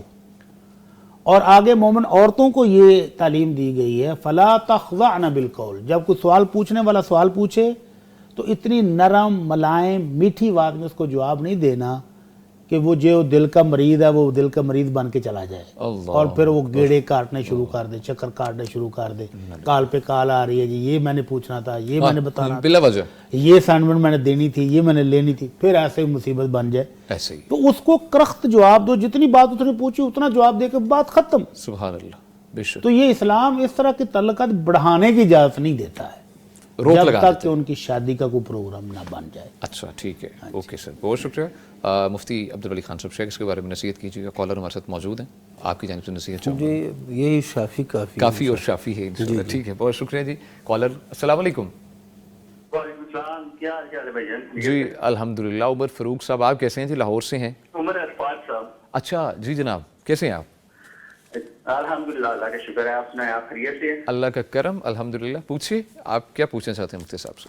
میں مفتی صاحب سے پوچھنا چاہتا ہوں, ابھی میں نے فیس بک پہ ایک مطلب اسی طرح کا فتویٰ دیکھا ہے جی جی, کہ وہ بتا رہے تھے کہ اللہ کے نبی صلی اللہ علیہ وسلم نے فرمایا کہ جو ہم نماز میں اکثر لوگ جو ہے وہ جینس کی پینٹ پہنتے ہیں اس کو فولڈ کر لیتے ہیں, یا ہم شلوار کو فولڈ کر لیتے ہیں, جی جی, ٹھیک ہے, تو اس چیز سے منع فرمایا گیا. اور انہوں نے واضح بخاری کی حدیث تھی صاف اسکرٹ, اچھا وہ بھی بیان کیا ہے. انہوں نے کہا کہ حضرت ابوبکر صدیق نے فرمایا کہ یا رسول اللہ صلی اللہ علیہ وسلم, اکثر بات جو میرا تہمت ہے نا وہ تخنوں سے نیچے چلا جاتا ہے. جی, تو اللہ کے نبی نے فرمایا کہ آپ کا جو تہمت ہے وہ تکبر کی وجہ سے نہیں نیچے جاتا. ٹھیک ہے, تو میرا سوال مختصر یہ ہے کہ ہمیں جو مجھے کیا طریقہ اختیار کرنا چاہیے؟ اس چیز سے منع کیا گیا ہے کہ اپنے کپڑے کو سمیٹنا نہیں چاہیے. اچھا جی, ٹھیک ہے ٹھیک ہے. عمر عرفات صاحب بہت شکریہ, لاہور سے مرسد موجود تھے. مفتی عبدالولی خان صاحب شیخ فرمائیے گا اس سوال کے بارے. جی ہاں, اسی طرح حدیث میں آیا ہے اللہ کے نبی صلی اللہ علیہ وسلم نے بالوں کو اسی طرح فولڈ کرنے اور اپنے لباس کو شلوار ازار ان چیزوں کو فولڈ کرنے سے منع فرمایا ہے. تو یہ بات بالکل صحیح ہے. اور حالت نماز میں اس کی بہت زیادہ نگرانی کرنی چاہیے اور یعنی کہ احتیاط کرنی چاہیے کہ یہ کپڑے بعض اوقات آستین جو ہے نا آستینوں کو فولڈ کر لیتے ہیں, یا بعض لوگوں نے وہ پینٹ پہنے ہوئے ہوتے ہیں تو وہ ٹخنوں سے نیچے جا رہے ہوتے ہیں ان کو فولڈ کر لیتے ہیں، تو یہ نہیں صحیح، بلکہ پینٹ ہی ایسے ہونی چاہیے کہ وہ ٹخنوں سے نیچے نہ جاتے ہوں، ایک یہ ہے۔ ٹھیک ہے، اوکے۔ اچھا، اب یہ دوسری بات جو کہی، عام لباس ایسے ہی ہونا چاہیے کہ بندے کا جو ہے نا یہ ٹخنے جو ہے نا مردوں کے یہ ظاہر ہو، اوکے ٹھیک ہے، یہ ظاہر ہو، نیچے شلوار وغیرہ، ازار، تہبند یہ نیچے نہ جائیں، نارمل روٹین میں بھی، نارمل نوٹ جسٹ نماز، ٹھیک ہے، اوکے۔ اچھا مفتی صاحب، جیسے کہ آپ فرما رہے ہیں اب پینٹس اگر بڑی آ چکی ہیں، آلٹریشن نہیں کروائی، اب فولڈ کرنے کی کوئی موجود ہے وجہ؟ ہم فولڈ کر سکتے ہیں، نماز تو پڑھنی ہے، کیا ہم اب بالکل نیچے چھوڑ کے وہ ٹخنوں سے نیچے جا رہی ہے پینٹ، کیسے نماز پڑھیں میرا؟ تو یہ دو ممانعتیں آ گئی ہے نا، ایک یہ ہے کہ ٹخنے ننگے رہنے چاہیے، وہ ٹخنے ننگے رہنے کا جو حکم ہے نا وہ زیادہ یعنی مؤکد ہے، زیادہ سخت ہے، شدید ہے۔ اچھا، اور یہ جو فولڈ کرنے والی بات ہے یہ اس کے اندر بھی حکم ہی ہے اور اس کی بھی ممانعت ہے، لیکن اس کے بنسبت اتنی تاکید نہیں ہے، لہذا اگر ایسی کوئی صورت بن جائے تو فولڈ کر لیں، ٹخنے ننگے کر لیں۔ بھٹی صاحب اس کے بارے میں فرمائیے گا آپ۔ یہ جو شیخ فرما رہے ہیں بالکل ٹھیک کہہ رہے ہیں، لیکن ہمیں خود مسلمان کو اپنے لباس پر خاص توجہ دینی چاہیے۔ سب سے پہلی بات کہ ایسی پینٹ لمبی کہ وہ آپ کے شوز کے نیچے گھسڑتی ہوئی ہو اللہ، اور آپ مسجد میں آ کر اس کو فولڈ کر کے نماز پڑھ لیں اور بعد میں پھر گھسڑتی ہوئی، بنائے نہیں نا، اوکے، اس کو شارٹ رکھیں، اس کو سلائی کروا لیں اوپر تک تاکہ آپ کے ٹخنے ہر وقت ننگے رہ سکیں۔ اللہ کے نبی صلی اللہ علیہ وسلم کا کتنا شدید فرمان ہے، ما اسفل من الکعبین ففی النار، جو لباس ٹخنوں سے نیچے جائے گا وہ جہنم میں لے جانے کا سبب بن جائے گا۔ اللہ اکبر، تو کون شخص ہے جو جہنم کی آگ کو برداشت کرے گا؟ بے شک، تو اس لیے اس سے بچنا چاہیے۔ اور باقی وہ جو کپڑوں کو فولڈ کرنے والی بات ہے نا، وہ اصل میں آج کل کارپیٹڈ مسجدیں ہیں، ماشاءاللہ ماربل لگے ہوئے ہیں، ماشاءاللہ، وہ اس دور کا غور کریں جب مسجد نبی کچی تھی، ہاں بالکل، بجری تھی، جی جی، آپ کو بندہ نیا نکور سوٹ پہن کے آئے جی جی، تو وہ فولڈ کرے گا کہ میرے زمین پر نہ لگے، مٹی نہ لگ جائے، کپڑے صاف رہیں۔ تو اس نخرے سے منع کیا گیا ہے کہ نماز کے دوران یہ نخرہ نہیں کرنا کہ آپ کی توجہ نماز کی طرف ہو ہی نہ آپ کے کپڑے بچانے کی طرف ہو کہ میرے کپڑے نیچے نہ لگے، سلوٹے نہ پڑ جائیں۔ تو اس نخرے سے بچانے کے لیے آپ نے فرمایا اس کو چھوڑ دو جس سے حالت میں ہے، ہاں بالکل، اور بال لمبے ہیں تو وہ بھی زمین پر لگتے ہیں تو لگ جائیں، کوئی بات نہیں، کیا ہے، مٹی ہے، کوئی بات نہیں۔ تو اس نخرے سے بچانے کے لیے وہ حکم ہے، اور جہنم سے بچانے کے لیے کہ ٹخنے ننگے ہونے چاہیے۔ سبحان اللہ، دونوں پر ہی عمل کرنا ضروری ہے۔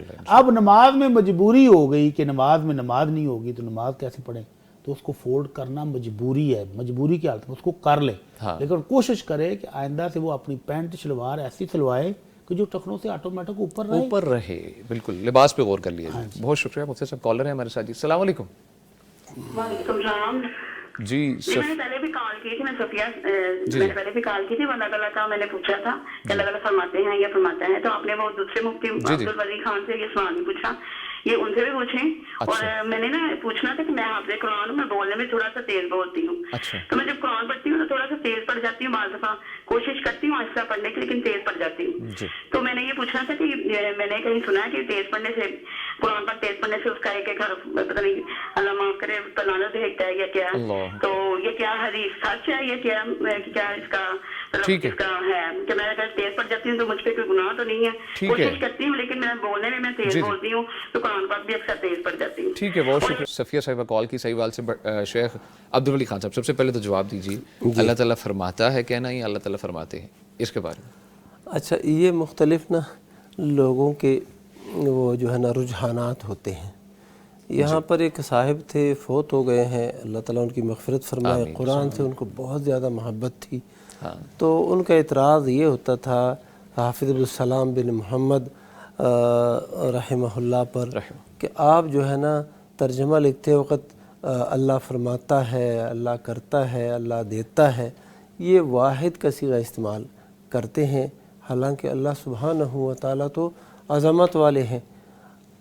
تو وَإِذْ قُلْنَا لِلْمَلَائِكَةِ، تو یہاں پر قلنا کا الفاظ ہے جب ہم نے کہا، جی بالکل، جیسا کہ شیخ صاحب نے فرمایا، تو اللہ سبحانہ و تعالیٰ نے تو اپنے لیے یہ جمع کے صیغے استعمال فرمائے ہیں، تو ہم بھی جمع کی صیغے استعمال کریں گے۔ جی جی، اچھا تو ہمارے وہ حافظ عبدالسلام بن محمد رحمہ اللہ وہ فرمایا کرتے تھے کہ جس طرح اللہ سبحانہ و تعالیٰ نے اپنے لیے جمع کی صیغے استعمال کیے ہیں، اسی طرح اللہ سبحانہ و تعالیٰ نے واحد کا صیغہ بھی اپنے لیے استعمال کیا ہے۔ قرآن مجید میں کئی جگہوں میں یہی لفظ آیا ہے کہ واحد کا صیغہ ہے، وہ جمع کا صیغہ اللہ سبحانہ و تعالیٰ نے اپنے لیے بہت کم استعمال کیا ہے، باقی جو ہے نا واحد کا صیغہ بھی آیا ہے، لیکن کیا ہے شیخ، کیا ہے، ٹھیک ہے، ہاں جی۔ تو جیسے واحد کا صیغہ استعمال کیا ہے، جمع کا بھی استعمال کیا ہے، تو دونوں گنجائش ہیں، لیکن وہ کہتے تھے کہ میں جو ہوں نا یہ واحد کے صیغے کو ترجیح دیتا ہوں، کیونکہ یہ جو ہے نا بہت زیادہ توحید الفاظ کے حد میں بھی یہ توحید کا اظہار ہوتا ہے۔ ہاں جہاں پر اللہ نے اپنے لیے جمع کا صیغہ استعمال کیا ہے تو وہاں پر ہم جمع کا صیغہ ہی استعمال کریں گے، جہاں پر نہیں کیا ہے تو پھر واحد کا صیغہ ہی میں استعمال کروں گا۔ تو یہ بندے کا اپنا ایک میلان ہوتا ہے، اپنا اختیار ہے۔ ہاں یعنی جب وہ جمع کا صیغہ استعمال کرتے اللہ فرماتے ہیں، اس کا مطلب قطعاً یہ نہیں ہوتا کہ وہ اللہ ایک سے زیادہ ہے، اللہ ایک ہی ہے۔ اور جب وہ کہتا اللہ فرماتا ہے تو توہین کا ارادہ اس کا قطعاً نہیں ہوتا، تو اس لیے میں تو یہ سمجھتا ہوں گنجائش دونوں طرف۔ اوکے سر، بالکل۔ جو دوسرا سوال ہے شیخ، انہوں نے پوچھا یہ ہے کہ قرآن مجید کافی سپیڈ سے پڑھتی ہے ہماری بہن، کہتی ہیں لعنت اللہ معاف کرے، کوئی انہوں نے بتایا کہ کہا جاتا ہے۔ عبداللہ بن مسعود رضی اللہ تعالیٰ عنہ کے سامنے ایک بندے نے کہا کہ میں تو نماز میں نا اتنی صورتیں ملا کے پڑھتا ہوں، جی۔ تو انہوں نے پوچھا حظاً کحظ شعر، ایسے تم پڑھتے ہو جس طرح کہ یہ شعر روانی اور تیزی کے ساتھ پڑھے جاتے ہیں، ایسے پڑھتے ہو؟ ذرا غور و فکر کیا کرو۔ اور ایسے پڑھتے ہو جیسے کہ ردی کھجوریں پھینکی جاتی ہیں، تو کیا مطلب؟ یہ حدیث آئی ہے۔ اچھا، تو اب حدیث جو آئی ہے اس کا مطلب یہی ہے کہ تیزی کے ساتھ نہ پڑھو، اطمینان کے ساتھ پڑھو۔ وَرَتِّلِ الْقُرْآنَ ترتیلا، قرآن پڑھو ترتیل کے ساتھ، اسی طرح عمدگی کے ساتھ۔ تو اور اللہ سبحانہ و تعالیٰ نے اپنے نبی صلی اللہ علیہ وسلم کو بھی یہ نصیحت فرمائی۔ جب قرآن نازل ہو رہا تھا تو اللہ کے نبی صلی اللہ علیہ وسلم جبریل امین کے ساتھ ساتھ جلدی جلدی پڑھتے تھے تاکہ یہ میں بھول نہ جاؤں۔ تو اللہ سبحانہ و تعالیٰ نے فرما دی فَإِذَا قَرَأْنَاهُ فَاتَّبِعْ قُرْآنَهُ، جب ہم پڑھ لیں پھر اس کے بعد اس قرات کی پیروی کر، اور یہ بھولنے کا خطرہ نہیں ہے، ہمارے ذمہ اس کو جمع کرنا ہے اور اس کو پھر پڑھنا ہے۔ تو باہر صورت احتیاط ہونی چاہیے کہ بندہ اس میں تمہل کے ساتھ، لیکن اگر طبعی طور پر قدرتی اور طبعی طور پر کسی کی باتوں میں ایسی تیزی ہے پھر کوئی گناہ نہیں ہے اس میں انشاءاللہ۔ ٹھیک ہے جی۔ کہ اللہ کے نبی صلی اللہ علیہ وسلم عام گفتگو میں بھی بات اس طرح سے کیا کرتے تھے کہ صحابہ کرام کہتے ہیں کہ اگر ہم حروف گننا چاہتے ہیں تو گن لیتے تھے، عام گفتگو میں شیخ، عام گفتگو میں بھی۔ اور قرآن مجید کو پڑھنے کا آپ کا سٹائل ایسا تھا کہ آپ ہر آیت پر رک کے غور و فکر کرتے۔ اگر رحمت والی آیت ہوتی تو اللہ سے دعائیں کرتے کہ اللہ مجھے بھی رحمتوں سے نواز دے، اور اگر کوئی عذاب والی آیت آتی تو اللہ کے عذاب سے پناہ مانگتے۔ اس طرح سے تلاوت کرتے تھے۔ اور آج میں قاری صاحب ہمارے بھائی ہیں، ہمارے دوست ہیں، وہ بڑا خوبصورت واقعہ کی بیان کر رہے تھے۔ ایک امریکہ سے میرا دوست آیا تو اس نے مجھے ایک بڑا عجیب واقعہ سنایا۔ کہتا کچھ دوست نماز پڑھ رہے تھے تو نان مسلم کا ایک گروہ اس کے پاس سے گزرا۔ اچھا، ان کو بڑی حیرت ہوئی کہ یہ کیا، ایک بندہ آگے کھڑا ہے، 10-12 پیچھے کھڑے ہیں، تو یہ کیا کر رہے ہیں؟ وہ کہہ رہے ہیں یہ اللہ کے ساتھ کلام کر رہے ہیں، اللہ کے ساتھ گفتگو کر رہے ہیں۔ تو اس نے اگلا سوال کیا کہ یہ اللہ کو کیا کہہ رہے ہیں؟ کہہ رہے ہیں یہ اللہ کو کیا کہہ رہے ہیں یہ تو مجھے نہیں پتا، اللہ ان کو کیا کہہ رہا ہے یہ وہ بھی نہیں پتا۔ تو وہ ہنستے ہوئے چلے گئے، لو اللہ سے کلام کر رہے، پتہ ہی کوئی نہیں کیا کہہ رہے۔ تو ہمیں قرآن کو سمجھ کر پڑھنا چاہیے۔ قرآن مجید کی حافظہ ہیں تو اس کا ترجمہ سیکھیں، تفسیر سیکھیں، تب مزہ آئے گا نا تلاوت کا، کہ آپ پڑھ کیا رہی ہیں، اپنے رب سے کہہ کیا رہی ہیں، اور آپ کا رب آپ کو کیا کہہ رہا ہے، پھر مزہ آئے گا، پھر آپ کی تیزی ختم ہو جائے گی، آٹومیٹکلی ختم ہو جائے گی۔ بہت شکریہ مفتی صاحب۔ ناظرین اکرام، یہاں پر وقت ہے چھوٹی سی بریک کا، ہمارے ساتھ رہیے گا۔ ویلکم بیک جی، گفتگو کا سلسلہ آگے بڑھاتے ہیں۔ مفتیان کرام کے سامنے آپ کی جانب سے بھیجے گئے سوالات رکھتے ہیں۔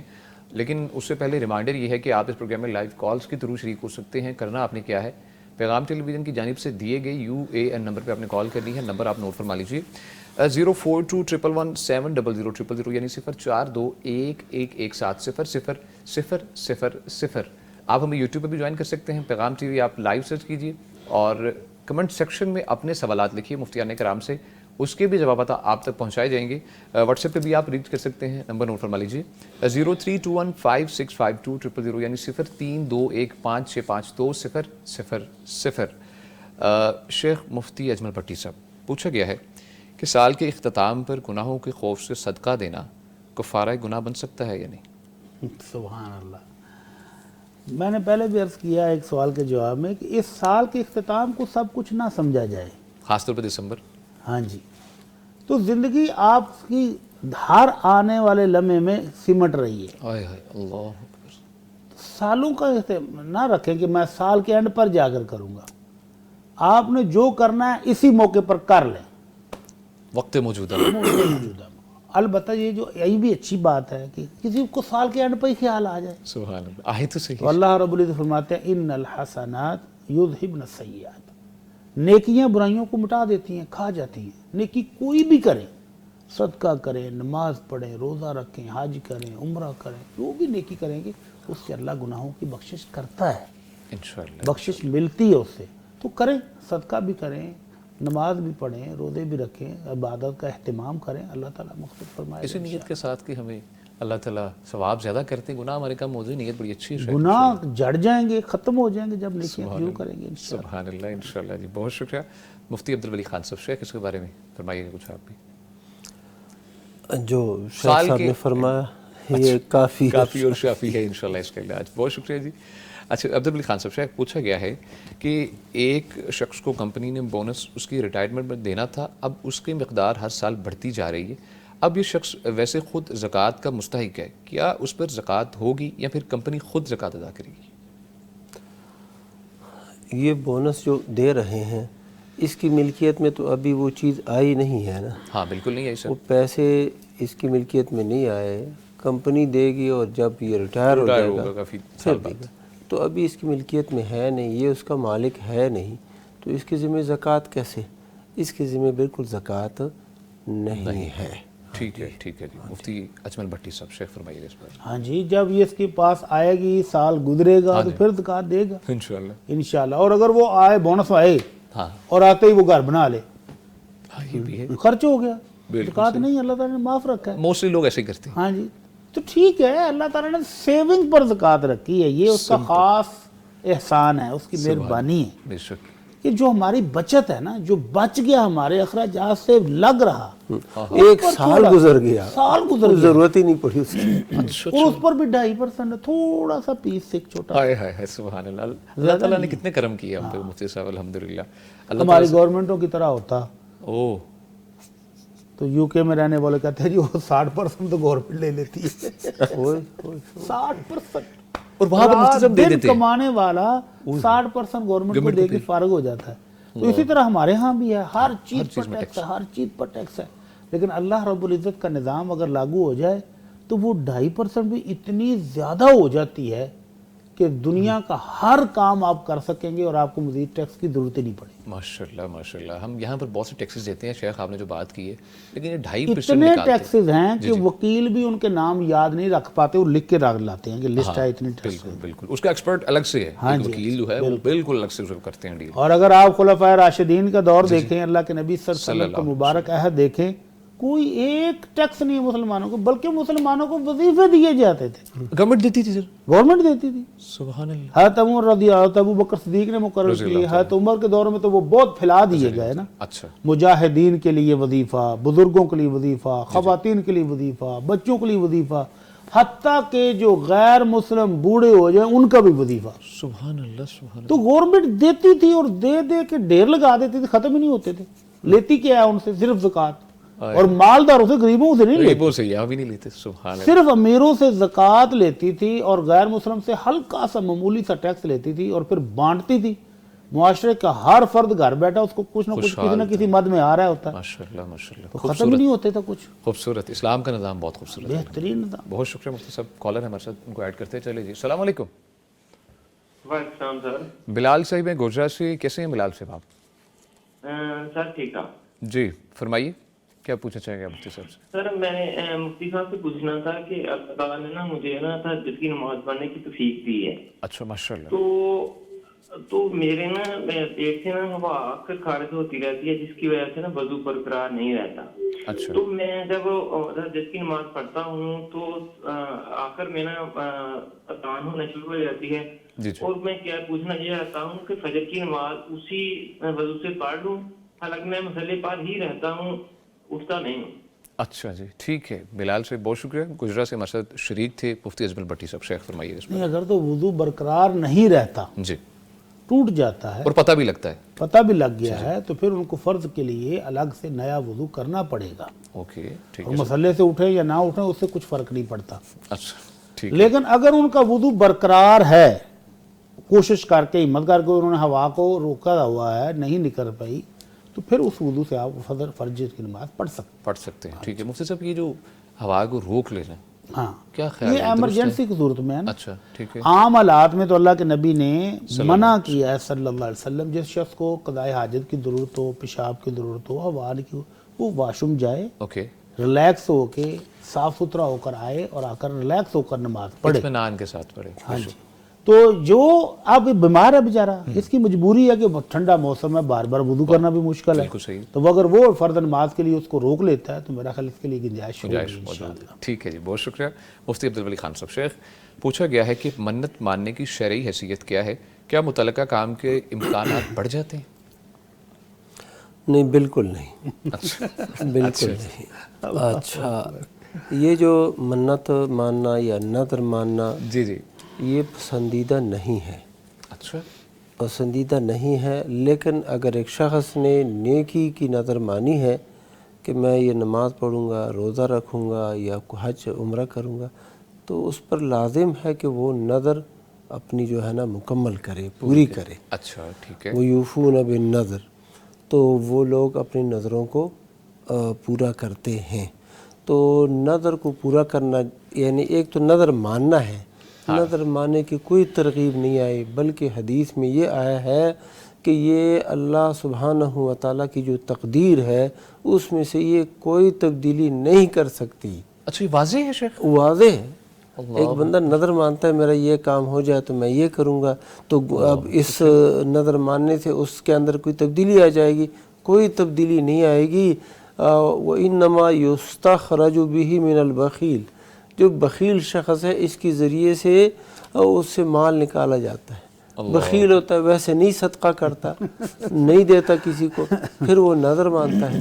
بہت زیادہ کرتے ہیں. ہاں تو یہ اس طرح کا مسئلہ. ٹھیک ہے. مفتی اجمل بھٹی صاحب شیخ فرمائیے اس بارے میں. ہاں جی، یہ اللہ کے رسول صلی اللہ علیہ وسلم کا حکم ہے کہ لا تنظروا، نظر مت مانو. اگر مان لیا اللہ کی فرمان برداری اطاعت کی تو اس کو پورا کرو، جیسے شیخ نے فرمایا. جی جی ٹھیک ہے. لیکن اب وہ نظر شیخ وہ بعض دفعہ اللہ کی فرمان برداری کی ہوتی ہے لیکن ان کی طاقت سے باہر ہوتی ہے. مثلا لوگ 1000 نفل منت مان لیتے ہیں، ہاں یہ کرتے ہیں ایسا، بہت نارمل ہے سر. 100 دے گی، اللہ جیب میں ٹکا نہیں ہے، ہائے ہائے اللہ. اور 100 دے گی میں پکاؤں گا. اور مفتی صاحب کہتے پتہ کس پہ کہ پیسہ آئے گا پھر پکاؤں. اور پھر نظر مان لیتے ہیں کہ اگر اللہ نے مجھے بیٹا دیا تو میں 1000 روزے رکھوں گا. اللہ اکبر. اور رمضان کے رکھے نہیں جاتے آپ سے، اور یہ اور 1000 روزوں کے پھر جب بچہ ہو گیا، اللہ نے دے دیا، جو مقصد کے لیے نظر مانی تھی وہ پورا ہو گیا، جی تو اب پھر مفتیان کے پیچھے پیچھے کیا جی قرآن نکالے ہمارے لیے، آپ جی میرے سے روزے نہیں رکھے جا رہے، آپ جی میرے سے یہ نہیں ہو رہا. ایک شخص نوجوان ہے، ہاں جی ہاں جی، اور اس پر کفارہ تھا شیخ وہی نا، رمضان میں روزہ اس نے خراب کیا تھا. اچھا تو میں نے کہا بھی آپ کیا کہتے جی کیا کفارہ؟ میں نے کہا بھائی جان آپ جو ہے نا 2 مہینے کے روزے رکھیں. اچھا کہتے ہیں جی وہ 60 مسکینوں کا کھانا بھی ہوتا ہے کوئی. میں کہا وہ جوان آدمی کے لیے نہیں ہوتا، تو جوان آدمی ہے رکھ سکتا ہے، رکھ. اللہ اکبر. کہتے جی نہیں رکھے جائیں گے. میں کیوں نہیں رکھے جائیں گے بھائی؟ اللہ تجھے کوئی عبرت تو ہو. 60 مسکینوں کو کھانا، تیرا مقصد یہ ہے کہ ایک دیگ پکاؤں گا اور 60 مسکینوں کا کھانا ہو گیا، تو اگلے رمضان میں پھر وہی کرتوت کروں گا.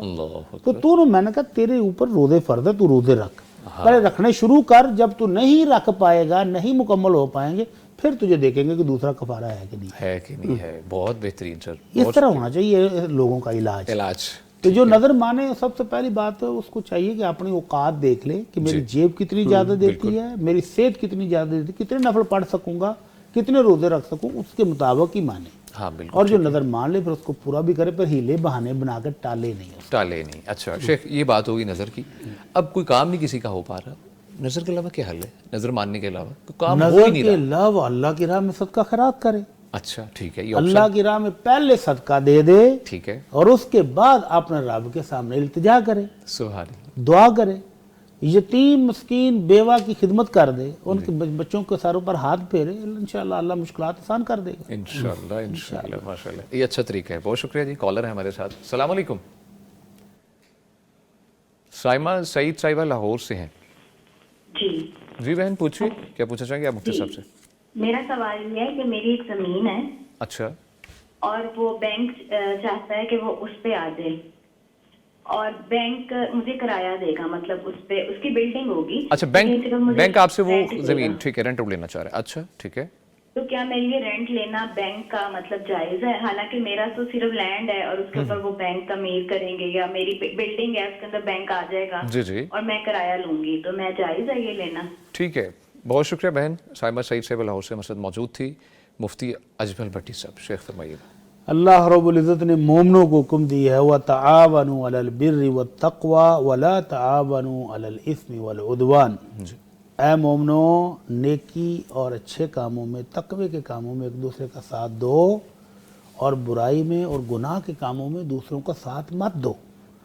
تو بینک میری بہن کے ذہن میں بھی ہے نا, اس لیے سوال پوچھا ہے کہ بینک رینٹ پہ لے رہا ہے. بالکل ڈبل مائنڈ. اگر کوئی عام آدمی رینٹ پر لے رہا ہوتا تو یہ بینک کبھی سوال نہیں کرتی. بالکل. تو ان کے ذہن میں یہ ہے پہلے سے بالکل سر کہ بینک تو سود لیتا ہے, اس کا سارا بزنس ہی سود پر ہے, تو کہیں میرے کمائی تو حلال حرام کے مسئلے میں نہیں پڑ جائے. اللہ اکبر. بالکل. تو یہ میری بہن, یہ برائی ہے.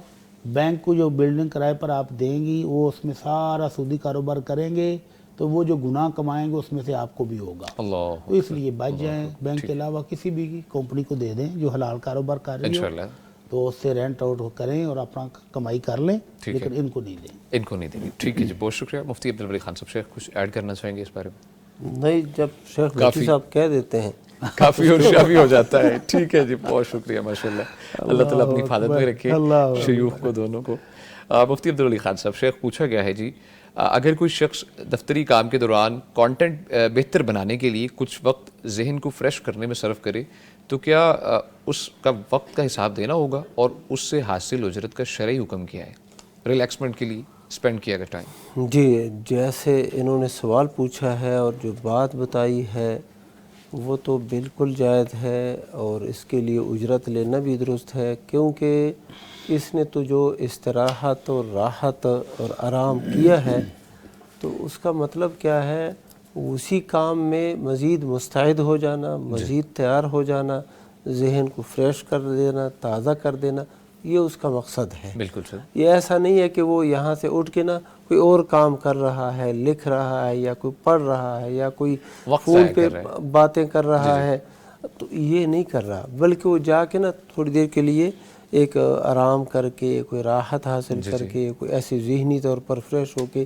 یہ بالکل جائز ہے. زیادہ انہماک سے کام کرنا. ہاں جی. اور بعض اوقات جو ہے نا, ہم نے جو جن اداروں میں کام کیا ہے, ان اداروں کے بڑے جو ہوتے تھے وہ باقاعدہ کہتے تھے کہ اگر آپ کو کوئی دقت محسوس ہو رہی ہے, آپ دوسروں کو پریشان نہ کریں کہ اس کے پاس جا کے باتیں شروع کریں. نہیں, آپ اپنی کرسی پر بیٹھے ہیں, ادھر ہی نا آرام کریں, کوئی ذہنی یعنی کام قلم بند کر دیں, اور وہ کام جو ہے نا تھوڑی دیر کے لیے اس کو یعنی بند کر کے بس آپ آرام حاصل کر کے پھر یہ باقاعدہ بتاتے تھے.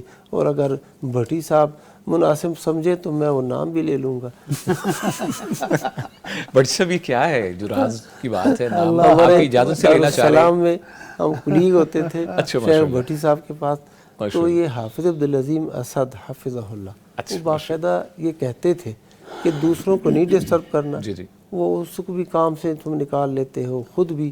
ہاں, ذہنی راحت حاصل کرنی ہے, حاصل کرو. کوئی بات نہیں۔ سبحان اللہ۔ تو ساتھ اسی مقصد کے لیے دفاتر میں 2 ٹائم چائے دی جاتی ہے عموماً، جی جی بالکل تھوڑا سا ریلیکس ہو جائیں گے، چائے کے ساتھ فریش ہو جائیں گے، کام اچھے طریقے سے ہو جائے گا۔ ہاں بالکل سر۔ اور کچھ غیر مسلم کمپنی ایسی بھی ہیں جنہوں نے وہ سیٹ ہی ایسی رکھی ہوتی ہے جو بیڈ بن جاتا ہے، ہاں بالکل اور کام کے دوران آدھا گھنٹہ یا گھنٹہ ان کو دیا جاتا ہے کہ آپ اس کرسی کو لمبا کریں جی اور لیٹ جائیں، ہاں باقاعدہ آرام کریں۔ وہ کمپنی کہتی ہے کہ یہ تھک چکے ہوتے ہیں ذہنی طور پر، جسمانی طور پر، اور جب آدھا گھنٹہ دیتے ہیں تو یہ اگلے 2 گھنٹے جو ہے نا وہ 4 گھنٹوں سے زیادہ کام کرتے ہیں۔ انرجیٹک وے میں سر کہا ہوتا ہے بہت زیادہ۔ تو اس لیے اس طرح کی باہمی رضامندی کے ساتھ اگر کوئی چیز ہو جائے تو پھر تو کوئی مسئلہ انشاءاللہ نہیں، بہتر ہے انشاءاللہ۔ ٹھیک ہے سر، اللہ تعالیٰ آپ کو خوش رکھے جی۔ کالر ہمارے ساتھ موجود ہے، السلام علیکم۔ وعلیکم السلام علی بھائی، میں احسن علی بات کر رہا ہوں لاہور سے۔ جی احسن بھائی کیسے ہیں آپ؟ جی میں بالکل ٹھیک ٹھاک ہوں، اور امیر مفتیان اکرام بھی بالکل خیریت سے ہوں گے۔ میں دونوں مفتی اکرام سے ایک کوشچن ہے کہ میں نے پچھلی بار جیسے کہا تھا کہ مجھے وہ فیل ہوتا ہے کہ جیسے میرے پاس کوئی بیٹھا ہے، جی جی تو اس بارے میں مطلب میرے گھر والے کہتے ہیں کہ تم 12 بجے کے ٹائم نا یہ قرآن پاک نہ پڑھا کرو، لیکن میں نے کہا کیوں، تو آگے سے کہا کہ یہ زوال کا ٹائم ہوتا ہے، لیکن میں نے یہ پوچھنا تھا کہ زوال کا جو ٹائم ہوتا ہے وہ تو مطلب بدلتا رہتا ہے نا؟ جی ٹھیک ہے اوکے۔ تو اس میں یہ پوچھنا تھا کہ یہ جو مطلب اگر زوال کا ٹائم نہ بھی ہو تو میں تو قرآن پاک پڑھتا ہوں، تو ٹھیک ہے، مجھے تو مطلب ایسا کوئی مطلب مسئلہ نہیں ہوتا ہے، مطلب قرآن پاک تو اللہ کی کتاب ہے۔ ٹھیک ہے، بہت شکریہ۔ احسن علی صاحب لاہور سے ہمارے ساتھ موجود تھے۔ مفتی اجمل بھٹی صاحب سے فرمائیے اس بارے میں، ہمارے بھائی نے سوال کیا تھا لاسٹ پروگرام میرا میں۔ بھائی جو ہے لگتا ہے کہ قرآن مجید کو زیادہ دیر تک پڑھتا ہے، جب ان کا دماغ تھک جاتا ہے نا پڑھ پڑھ کے، آخر انسان ہے نا، بالکل سر، قرآن اللہ کی کلام ہے، راحت دیتی ہے، سکون آتا ہے، لیکن انسانی جسم کی بھی کچھ ضروریات ریکوائرمنٹس ہیں سر، بالکل تھک جاتا ہے نا انسان۔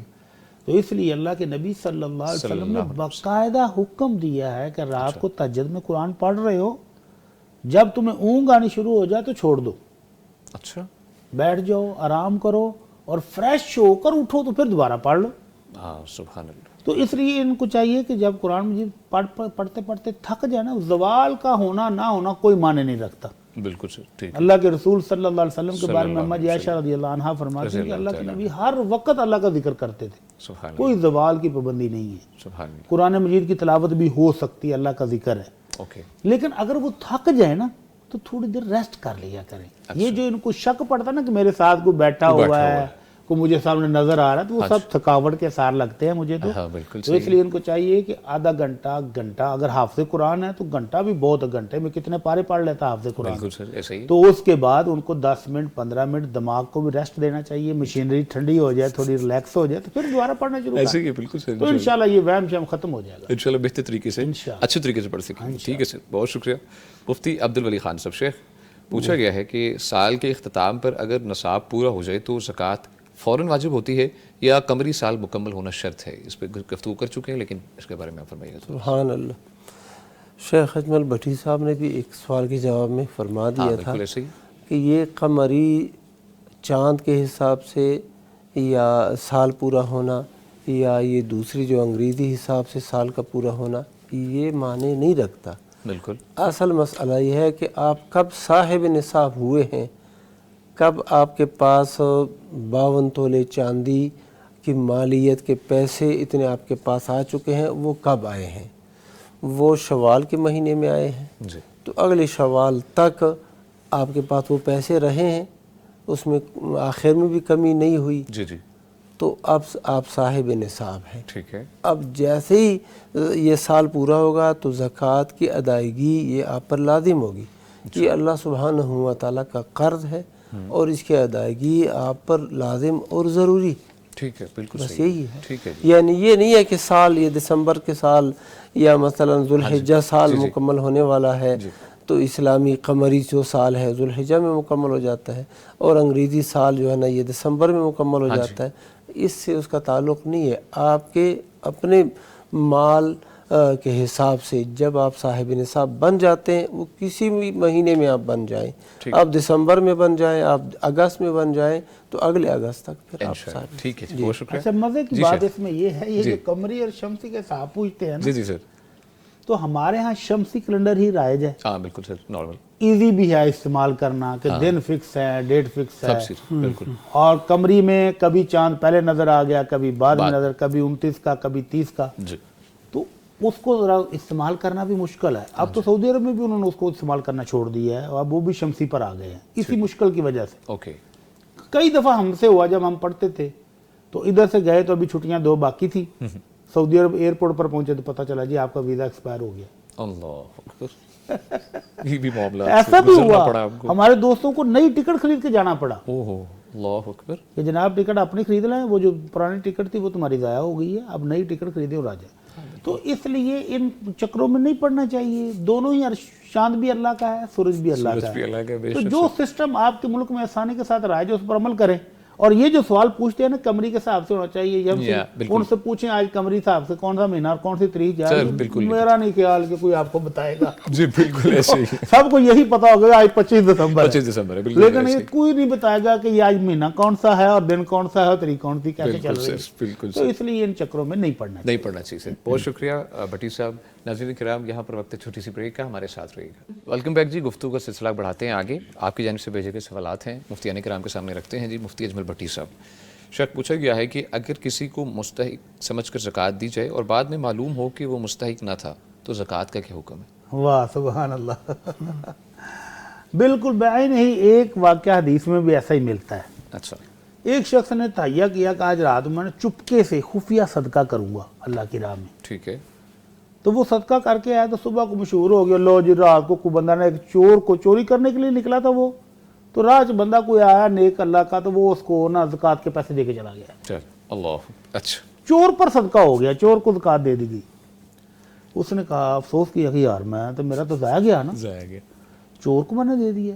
چلو اگلی رات پھر کیا تھا، میں پھر صدقہ کروں گا. اچھا. اگلی رات ایک بدکارہ عورت بدکاری کے لیے گھر سے نکلی ہوئی تھی تو اس کو ہاتھ میں رکھ کے چپکے سے بھاگ آیا. تو اگلے دن مشہوری ہوگی، لو جی رات کو ایک بدکارہ آدھا کارہ کو کوئی بندہ زکوٰۃ دے گیا ہے.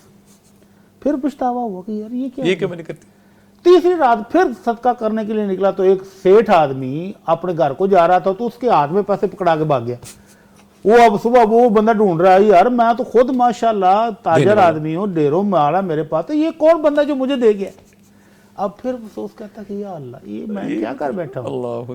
تو اللہ رب العزت کی طرف سے اس کے دل میں یہ ڈالا گیا، یا اعلان کرنے والے فرشتے نے اعلان کیا، کوئی بات ہے تیرا دیا ہوا ضائع نہیں گیا، اللہ نے تیری نیت کے مطابق تیرا دیا ہوا قبول کر لیا ہے. اب وہ چور ممکن ہے کہ اس صدقے کی وجہ سے چوری سے بعد آ جائے، بدکارہ بدکاری چھوڑ دے، اور ممکن ہے کہ نیک آدمی تیری طرح خفیہ وہ بھی صدقہ خراب کرنے لگ جائے، اس کا بھی ثواب تجھے ہی ملے گا انشاءاللہ. تو اس نیت کی اس نیت کی بنا پر جو اس بھائی نے زکوٰۃ نکالی ہے تو اس نے دے دی. اس کو پہلے کوشش کرنی چاہیے کہ مستحق تک پہنچے. یہ بھی ایک فریضہ ہے نا. ہاں جی بالکل. تو فریضہ ایسے تو نہیں نا کہ بلا سوچے سمجھے بس جو آگے آئے اس کو دے کے نکل جائے. جان نہیں چھڑانی چاہیے. ہاں بالکل. اپنے زید و کارم میں دیکھیں آپ کو بے تحاشا لوگ مل جائیں گے، اور اگر اللہ کے فضل سے آپ کی پوری فیملی اچھی خاصی ہے، خوشحال ہے، ویل سیٹلڈ ہے، تو ان کے ہمسائے ہوں گے غریب. ہاں بالکل. آپ کے عزیزوں کے عزیز آگے جو ہیں وہ غریب ہوں گے. تو قریبی رشتہ داروں کو دیکھیں سب سے پہلے رشتہ دار نہیں تو اپنے ارد گرد ماحول میں دیکھ لیں، آپ کو غریب مل جائیں گے. اپنی پوش کالونی سے چند قدم باہر نکلیں آپ کو بے تحاشا غریب مل جائیں گے. تو آپ کو تھوڑا سا غریب، ہاں سفید پوشوں کو دیں تو ڈھونڈ کر دیں اپنی زکوٰۃ. کسی ایسے بندے کو دیں جو کام کرنا چاہ رہا ہو کہ اگلے سال تک وہ بھی زکوٰۃ دینے والوں میں سے بن جائے. گرے ہوئے کو آپ اٹھا دیں، کام کرنے کے قابل کر دیں تو آپ کا تو یہ صدقہ بڑا کام کا بن جائے گا. تو اس لیے زکوٰۃ کو ایسے ہی بکھیرنا پھینکنا مگروں لانا نہیں چاہیے. بالکل. اس کو مستحق کو ڈھونڈ کر اس تک پہنچائیں تو یہ بھی آپ کو اضافی ثواب آپ کی مشقت کا بھی ملے گا. سبحان اللہ. انشاءاللہ تعالی. مفتی عبدالعلی خان صاحب سے فرمائیے. ہاں جی شیخ صاحب نے جو فرمایا یہی بات ہے. جب اس نے اپنی پوری کوشش کی، سارا کچھ کی اور پھر دے دی زکوٰۃ، اس کی زکوٰۃ ادا ہو گئی ہے. اس کی زکوٰۃ ادا ہو گئی ہے. ایسے ایک واقعہ حدیث میں آتا ہے، صحیح بخاری شریف میں وہ حدیث آئی ہے. ایک بندے نے نا اپنے غلام کو زکوٰۃ کے پیسے دیے کہ یہ جا کے نا وہاں پر مسجد نبوی میں کسی کو دے دینا. اچھا ٹھیک ہے. تو وہاں پر وہ پیسے لے کے اس کے بیٹے کو دے دی. اچھا اسی شخص کی بیٹی اس کو پتہ نہیں تھا کہ اس کا بیٹا اس کا بیٹا وہ دے دیے. تو وہ گھر آیا اور اس نے کہا مجھے پیسے ملے زکوٰۃ کے. تو اس نے پھر کہا کہ اس کے باپ نے کہا وہ میں نے تو آپ کا ارادہ ہی نہیں کیا تھا, پیسے میرے واپس کر دیں. تو وہ پھر گئے اللہ کے نبی صلی اللہ علیہ وسلم کے پاس. تو اللہ کے نبی صلی اللہ علیہ وسلم نے جو فیصلہ فرمایا, بیٹے کو کہا کہ جو پیسے آپ کو مل گئے ہیں وہ آپ کے ہیں, اور والد سے کہا کہ لَكَ مَا نَوَيْتَ, آپ نے جو نیت کی تھی وہ نیت آپ کو مل گئی ہے, زکوٰۃ آپ کی ادا ہو چکی ہے. ٹھیک ہے جی, بہت شکریہ جی مفتی صاحب. مفتی عبدالولی خان صاحب, شیخ پوچھا گیا ہے کہ نماز میں خشوع کے لیے آنکھیں بند کرنا یا لائٹس بند کرنا درست ہے یا نہیں؟ عام طور پر تو اللہ کے نبی صلی اللہ علیہ وسلم کی نماز کا طریقہ یہی تھا کہ آپ کی آنکھیں کھلی ہوتی تھی, اور وہ حدیث بخاری میں جو آتا ہے کہ اللہ کے نبی صلی اللہ علیہ وسلم نے سامنے آپ نے فرمایا مجھے اس دیوار میں نا جنت اور جہنم وہ دکھائے گئے, تو آپ دیکھ رہے تھے نا. اسی طرح دوران نماز ایک دفعہ اللہ کے نبی صلی اللہ علیہ وسلم نے دیکھا کسی نے تھوکا ہے دیوار پر. اچھا, نماز کے دوران؟ ہاں جی, یعنی نوٹس کیا آپ صلی اللہ علیہ وسلم کو یہ نظر آیا. تو اس سے یہی معلوم ہوتا ہے کہ آپ صلی اللہ علیہ وسلم کی آنکھیں کھلی ہوتی تھی, دیکھتے تھے. تو یہ جو ہے نا, اگر صورتحال ایسی ہو کہ بعض اوقات بندے کی آنکھیں کھلی ہوتی ہیں تو آگے صف میں نا کوئی ایسی صورتحال ہوتی ہے کہ اس سے بندہ پریشان ہو جاتا ہے, تشویش پیدا ہو جاتی ہے, تو اور وہ جو ہے نا توجہ برقرار نہیں رہتی. اگر ایسا شخص آنکھیں بند کرے تو گنجائش ہے, بالکل جواز ہے. ٹھیک ہے, اوکے. اچھا, نماز اندھیرے میں پڑھنا, لائٹس بند کرنا, تو یہ لائٹس بند کرنا یہ ایک اضافی سی بات ہے. کوئی قدرتی طور پر اندھیرا ہو تو ٹھیک ہے آپ پڑھ لیں, لیکن اس کے لیے اندھیرا کر دینا اسپیشلی, ہاں جی, اس کا کوئی ثبوت آیا نہیں ہے میرے علم کے مطابق, تو کم از کم نہیں ہے. مفتی اجمل بھٹی صاحب, شیخ فرمائیے گا اس بارے میں. دو چیزیں ہیں آج کل جو ہمارے کارپیٹ ہیں نا جی, یا جائے نماز ہیں, ان کے اوپر اتنے خوبصورت ڈیزائن بنے ہوئے ہیں. ہاں بالکل سر, اگر آپ سجدے میں جائیں نا تو وہ ڈیزائن ہی بندہ دیکھتا رہتا ہے, وہی گنتا رہے وہ کیا چیزیں بنی. ہاں جی, بعد دفعہ جائے نماز کے اوپر مختلف نام لوگوں نے لکھوانے شروع کر دیے. اب یہ ایک نیا فتنہ ہے. بالکل سر, یہ بھی سٹارٹ ہو چکا. تو وہ نام کے حروف اور نقطے اور زبر زیریں بندہ چیک کرتا رہے. ہاں بالکل. تو اس موقع پر اگر آنکھیں بند ہو جائے تو کوئی بات نہیں. دوسری بات شیخ نے جو فرمائی, لائٹیں بند کر کے عمدن, مومنوں کا نہیں. اچھا, اور خاص طور پر آج جب کہ مومنوں کے دل گردے بھی اتنے بڑے نہیں رہ گئے تو ان کو لائٹ جلا کے ہی پڑھنی چاہیے. جی بالکل. خدا نخواستہ اگر کوئی مولی چیز نکل آئے جی تو اس سے بچا جا سکے, اس کو مارا جا سکے. وہ نہ ہو کہ وہ اندھیرے میں مچھر بھی کاٹے تو چیخ نکل جائے پروان کی, اللہ کہ یہ کون کیا کاٹ گیا مجھے, نماز خراب ہو. وہ کاٹ جائے کہ مچھر بھی کاٹے گا تو وہ ڈھونڈتا پھرے گا کہ پتہ نہیں مجھے کس چیز نے کاٹ لیا ہے. تو اگر ایسا دل گردہ ہو تو پھر لائٹ جلا کے ہی پڑھنی چاہیے. اچھا شیخ, خاص طور پر رمضان کے اندر, کیونکہ رمضان آ رہا ہے تو جب نفل ادا کرنے ہوتے ہیں, کوئی بعد میں وطر وغیرہ پڑھنا ہوتا ہے, تو خاص طور پر لائٹس بند کر دی جاتی ہیں. لائٹس بند کر دیں. نہیں, یہ غلط بات, یہ بات ہی غلط ہے. ٹھیک ہے سر, خشوع و خضوع چاہیے. ہاں جی, اس کے لیے بند کرتے ہیں. اس کے لیے آپ نفل عبادت اکیلے میں پڑھیں نا. نفل عبادت اکیلے پڑھنا اور گھر میں پڑھنا یہ زیادہ افضل ہے. ہاں, یہ زیادہ ثواب کا باعث ہے. تو آپ پڑھیں, گھر میں اکیلے پڑھیں.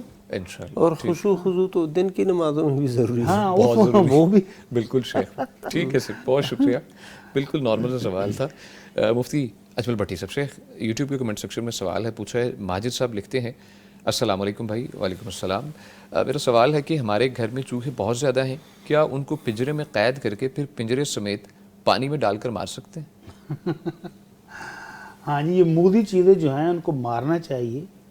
تو آگ کے ساتھ جلانے سے اللہ کے نبی نے منع کیا ہے صلی اللہ علیہ وسلم. اس کے علاوہ آپ کسی بھی طریقے سے ان کو مار سکتے ہیں. آپ ڈنڈے کے ساتھ مار دیں, آپ وہ پنجرا یا کڑکی ایسا لائیں جس کے اندر وہ خود بخود دب کے مر جائیں. ہاں جی بالکل. آپ ان کو کوئی زہریلی چیز ڈال دیں جس کے ساتھ وہ مر جائیں. ہاں جی. پانی میں ڈبو کے اس کو اذیت نہ دیں. اگر پانی کے ڈوبنے سے وہ جلدی مر جاتا ہے تو پھر ٹھیک ہے, اس سے اگر اذیت ہوتی ہے تو پھر اس کو نہ کریں نا, اتنا اذیت نہ دیں. آخر اللہ کی مخلوق ہے, اس کو کسی ایسی چیز سے ماریں جس سے وہ جلدی ختم ہو جائے.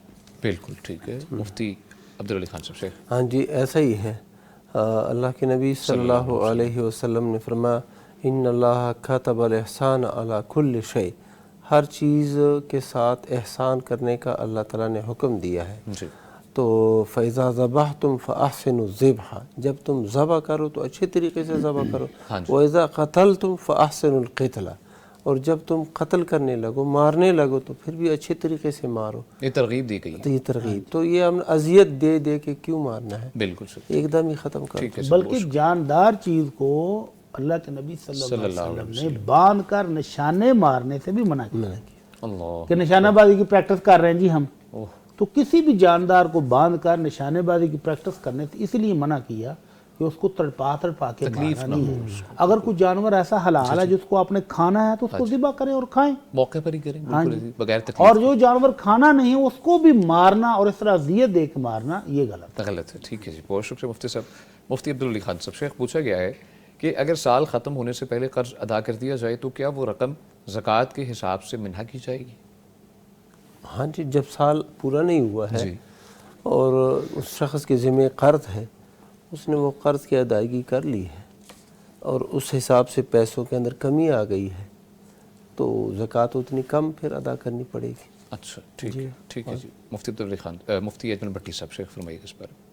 جی شیخ نے فرمایا نا کہ جب وہ قرضہ اس نے ادا کیا ہے تو زکوٰۃ اس کی بچت پر ہے نا، تو یہ قرضہ تو اس کے اخراجات میں سے آ جائے گا. اب اخراجات میں وہ ادائیگی میں چلا گیا نا. ٹھیک ہے، بالکل. اب جو باقی رقم بچی ہے اگر وہ نصاب تک پہنچتی ہے تو زکوٰۃ دے، اگر وہ نصاب سے بھی کم رہ گئی ہے تو پھر زکوٰۃ ہی نہیں ہے. زکوٰۃ ہی ختم ہے. ٹھیک ہے سر، بہت شکریہ. بھٹی صاحب فرمائیے گا، جب گھر میں ٹی وی لگا ہو تو نماز ہو جائے گی، اسی طرح کوئی کھلونا یا تصویر وغیرہ ہو تو نماز کا کیا حکم ہے؟ ٹی وی چل رہا ہو تو آپ کون سی نماز پڑھیں گے؟ یعنی آپ انجوائے کرنا چاہتے ہیں کہ وہ جو ڈرامہ، جو نیوز، جو کوئی فلم چل رہی ہے اس کو بھی آہستہ آہستہ انجوائے کریں اور ساتھ ساتھ نماز کی ادائیگی بھی ہو جائے. 2 in 1. اللہ اکبر. دونوں ہی نہیں ہوں گی، دونوں ہی مکمل دونوں ہی نہیں ہوں گی. نہ آپ نے انجوائے کیا نہ آپ نے نماز انجوائے کی. تو نماز کو تو پورے خشوع و خضوع سے پڑھنے کا حکم ہے. بالکل. اللہ کے نبی صلی اللہ علیہ وسلم نے نماز پڑھی اور آپ نے ایک چادر کی بکل ماری ہوئی تھی، آپ نے کھینچ کے دور سے پھینکی. آپ نے کہا اس کے اوپر یہ جو ڈیزائن بنے ہوئے ہیں انہوں نے تو میری ساری نماز ہی خراب کر دی ہے. بار بار میرا دھیان ڈیزائنوں کی طرف جاتا تھا. یہ لے جو ابو جہم کو کہو یہ رکھ لے اور مجھے سادہ چادر دے دے. حالانکہ ابو جہم کے بعد 2 چادریں آئی تھی رضی اللہ عنہ، اور انہوں نے بڑے شوق سے جو خوبصورت والی تھی نا وہ اللہ کے نبی کو دی اور جو سادہ سی تھی وہ آپ رکھ لی. تو اللہ کے نبی نے پیغام بھیجا کہ نہیں صلی اللہ علیہ وسلم کہ نہیں ابو جہم یہ سادہ مجھے دو اور یہ ڈیزائن والی تم رکھو. تو نماز کے دوران اللہ کے نبی صلی اللہ علیہ وسلم نے ایک چادر جو کہ پہننا جائز تھا اس کو بھی اتار کے پھینک دیا ہے. تو ٹی وی جس کو فلمیں، ڈرامے، گانے چل رہے ہوں تو نماز پڑھیں گے، یہ تو بڑی عجیب سی بات ہے. بالکل اس کو بند کریں بھائی. نماز پڑھنی اگر گھر میں دو، اگر ورنہ مرد رات تو مسجد میں جائے نا نماز پڑھنے. بالکل سر، ٹھیک ہے. اور اسی طرح اگر کوئی تصویر پڑی ہے، کوئی ایسی کھلونے پڑے ہیں تو جو آپ کی نماز میں بار بار توجہ آپ کی اپنی طرف کھینچ رہے ہیں تو ان کو سائڈ پہ کریں.